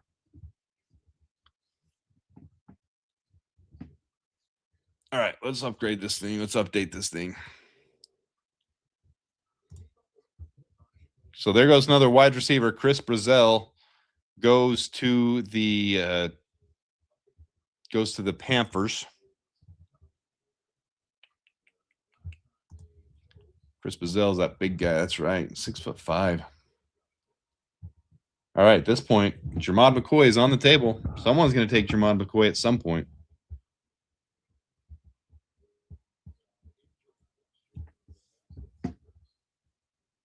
Keontae Scott's someone I really liked. Kyle Lewis is someone I liked.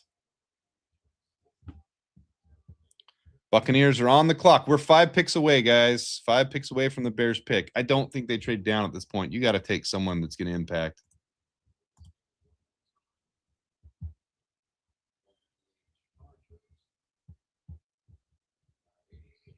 Who do you want at 89? That's what we did the poll on. I really like Danny Dennis Sutton. I also really would like the idea of Darrell Jackson. Darrell Jackson is only lower because he's not developed yet. Like, he's got all the tools. He's like Caleb Banks for me. And people would take Caleb Banks in the second round. He's not quite like Caleb Banks. His get off isn't as fast as Caleb Banks, but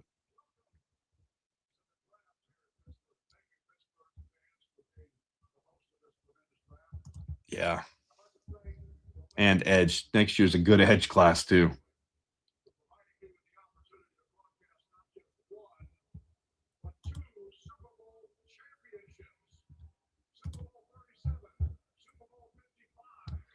Yeah, that's the important thing to remember. The Bears believe in who they got. The Bears drafted the guys they got because they believe in them. It's important to remember.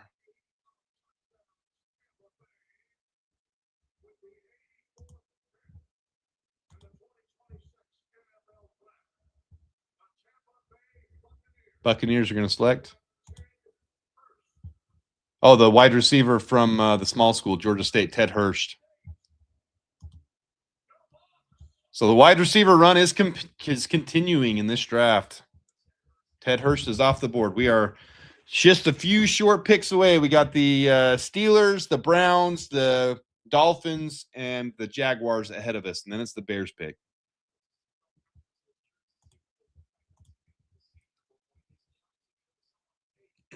Yeah, that's not a terrible idea either, because you've got several contracts coming up here with Tyreek Stevenson, with Jalen Johnson within the next couple of years. Terrell Smith is also coming to the end of his contract. You could probably re-sign him for cheap at this point, but you've got a really high potential prospect coming off an injury. If you want to take a third round flyer and just say, hey, this is a third round pick. We don't always hit on third round picks anyways. Let's go ahead and try it. Let's try it and basically sit him out for a year like you did Zay Frazier last year. You got a shot at it. Maybe Sam Rous is better than you think, and it's probably the case. I mean, that's a high RAS score.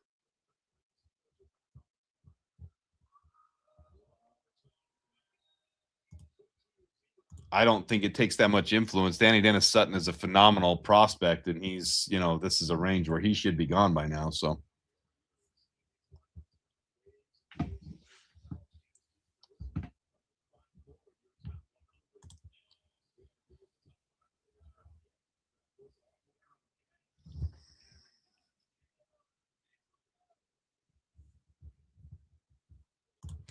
best available was clearly a misnomer. This is a vision draft giving Johnson a unique, totally unpredictable offense. If it works, it will be a masterpiece with Rous, is what he's talking about.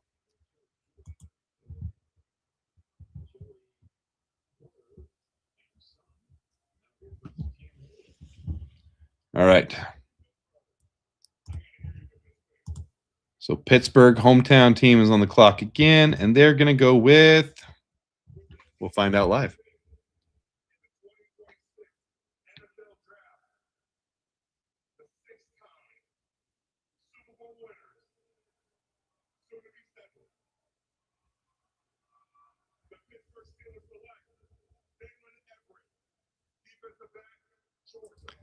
Dalen Everett from Georgia.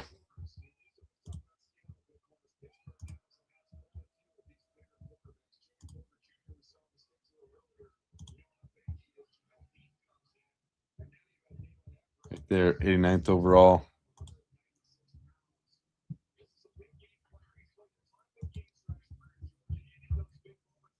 Jermod McCoy continues to be passed up on. Keith Abney gets passed on too. Keontae Scott's more of a nickel, more of a strong safety. Bears brought him in for a top 30. Could they replace Skylar Gordon with Keontae Scott?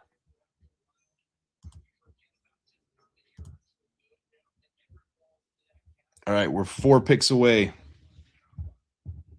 Browns, Dolphins, Jaguars, then the Bears. Then the Bears.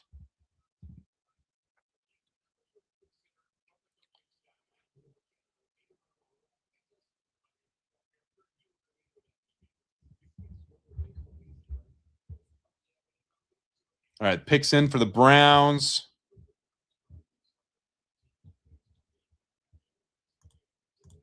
Let's go. Let's get to the Bears pick. Let's do this. Mike Washington would make Jones and Rous make a lot of sense. Mike Washington's a phenomenal pick. Jonah Coleman would as well. Austin Barber's one that I said that we could take in the 4th round as a tackle prospect. Very good run blocking tackle. So the Browns take Austin Barber in the 3rd round. Solid run blocking tackle.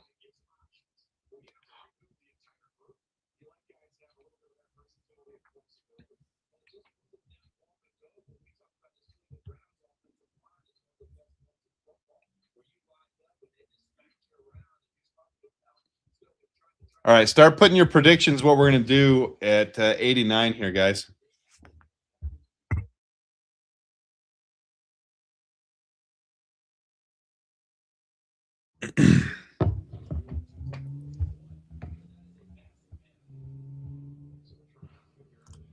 They're going to pick up Mike Washington zigging while everyone zags, picking up highly rated. You know what? And this is actually Mike Washington is who I said we should take at 89, him or Deshaun Stribling, if the Bears took defensive tackle, defensive end earlier. So it's going to be interesting. Punter.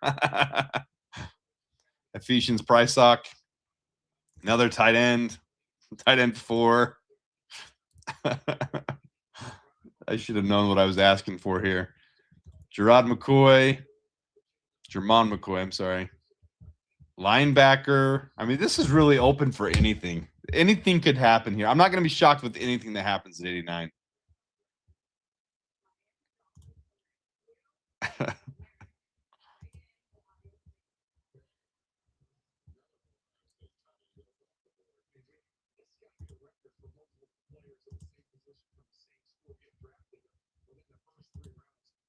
All right, so Austin Barber went off the board, and now the Dolphins have selected Will Kasmarek, Ohio State. Carl was very high on him, even though he's from Ohio State. Not a great blocker, though. That's why I was never high on Will Kasmarek.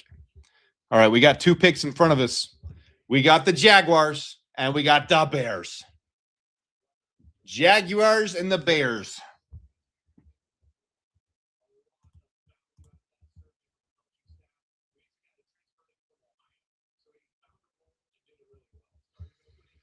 The Dunker era begins at 89. Jennings Dunker.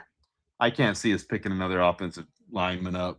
We've already got a stacked room where someone's going to get cut as it is. Another trade down, maybe? That could happen. I won't be shocked with anything at this point. I honestly won't. Nothing will shock me at 89. Do you know what? The top 2 picks are 2 that I expected. So Dylan Thieneman, Logan Jones, 2 of the top. When you got your first 2 picks solidified and you nailed those, I guess the rest, you go with what coach, That's honestly the truth. You got your first 2. Nah, you don't want to draft a new GM. He's done a great job. What one are they watching to be at 88?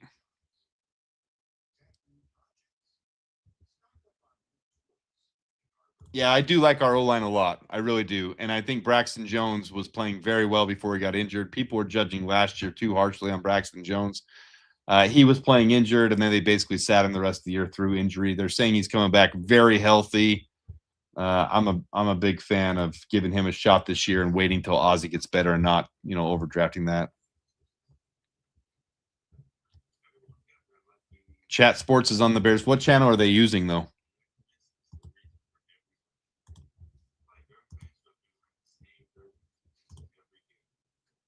Oh, so the Jaguars have taken Emmanuel Pregnon, the guard. So now the Bears are up. We're going to start refreshing this sucker. We're going to start refreshing it.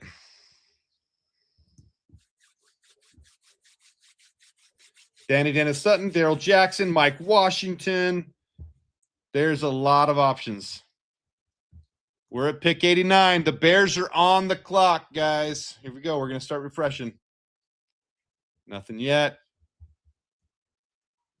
Refresh. Nothing yet.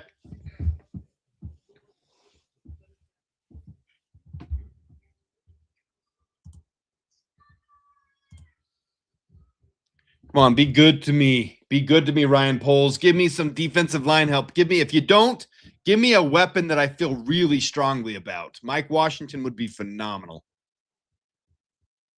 Give me a linebacker. Nah, give me a defensive lineman. I want a defensive lineman so bad. I'll take Grayson Halton as a 3-tech right now. I don't see that happening. Give me Daryl Jackson. I feel like it's going to be Danny Dennis Sutton. But I don't want that till the 4th round. All right, Mike Washington. I changed my vote. It's Mike Washington. Nothing yet. We're refreshing like crazy.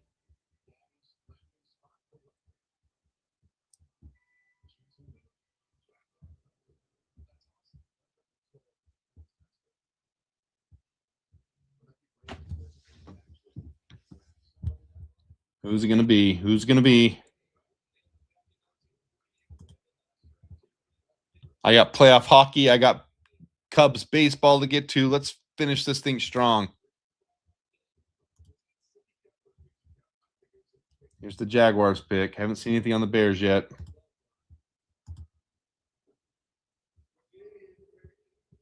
No, it's bad. It's another tight end. I wouldn't be upset with Keontae Scott. That means they're replacing Kyler Gordon, basically.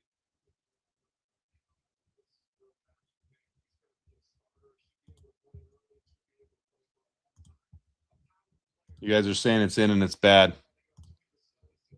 Xavier Thomas, that's not bad. He's a speedy wide receiver. Yeah, that's not bad. It's not what you necessarily are begging for right now, but this gives us another wide receiver option. I think you're going to like this one. Xavier Thomas is not a bad pick. Don't be upset about Xavier Thomas pick. This one's okay. Let me go to the Beast article. You're going to like Xavier Thomas. We only mocked him like one time. I would have rather had the Mississippi wide receiver, but I like Xavier Thomas, and we needed one more wide receiver. I'm not upset with this one.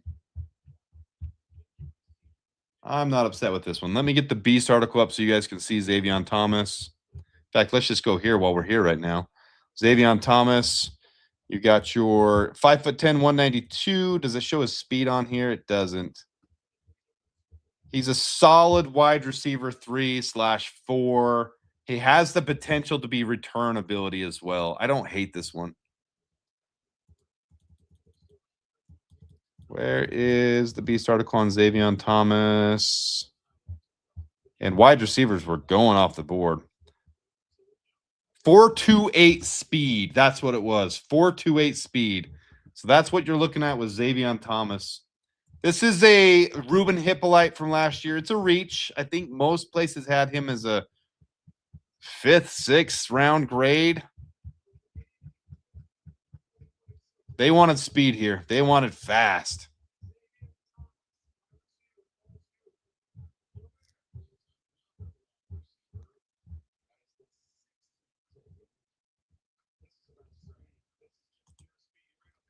Yeah, pure speed right here. Let me switch the screen over now that I found it. Okay, so remove. Here we go. So here's the Beast article on Xavier Thomas. You can see 5'10", 190, 4.28 speed with a 10-yard split of 1.52. Tremendous speed to score anytime he touches the ball. Doesn't lose steam. Makes it unlikely to pursue to make up ground. Totaled 3 career return touchdowns. Looking for a returner as well. Has sharp footwork and the jets to win at the line. His acceleration confuses pursuit angles.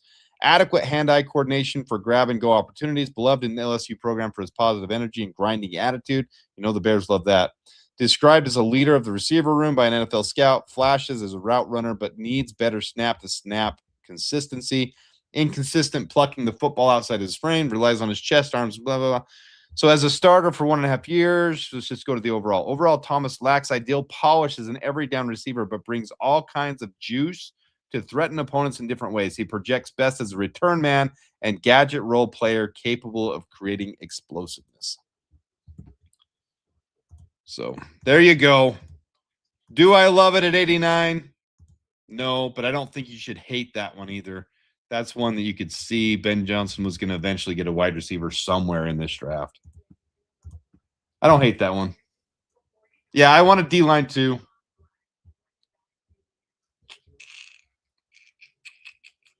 But does he block? No block, no rock. I think it was a little bit of a reach. What do they have him as the overall prospect? 213th. Woo! Yeah, we'll hear it from the other fans on this one. But wide receivers were going off the board, and they liked him. So we're going to take a wide receiver at some point. Little bit of a reach on that one. I'm calling it. The Bears should have traded up for a defensive guy in the second round. I agree with you. Dennis Allen has to be pissed. I think they were going defensive end in the 4th round no matter what here. I see that happening tomorrow. Caden Curry, Mikael Kamara, Mason Riger, one of those 3, I would think. Dante Corleone's still there in the 4th round. So is, let's see here. Darrell Jackson Jr. is still there technically. I don't think he will be by tomorrow. 129. Wow. What a there goes Kalen Black. So not even Mike Washington goes off the board next. Little disappointed by the last picks. Logan Jones made a lot of sense. The Bears had their board and they followed their board. That's the important thing here to remember. That's what went down today. Tell me in the chat what you guys think, though. Velus Jones is passing the torch. Yeah, 129, 144, 239, and 241. So we got 4 picks tomorrow. 129, 144 should be. We got to have a defensive lineman somewhere in there, right? We'll have to win 40 to 38 every game.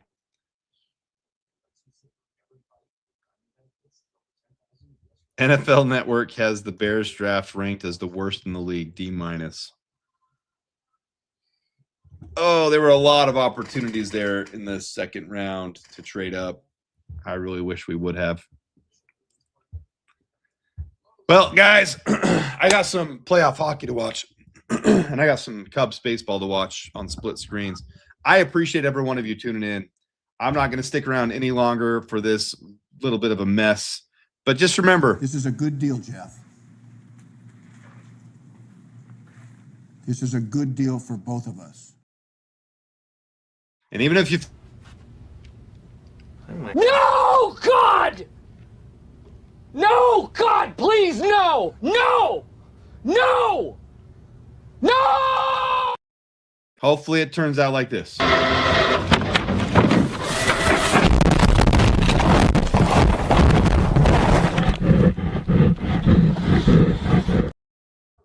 So you guys tuning in.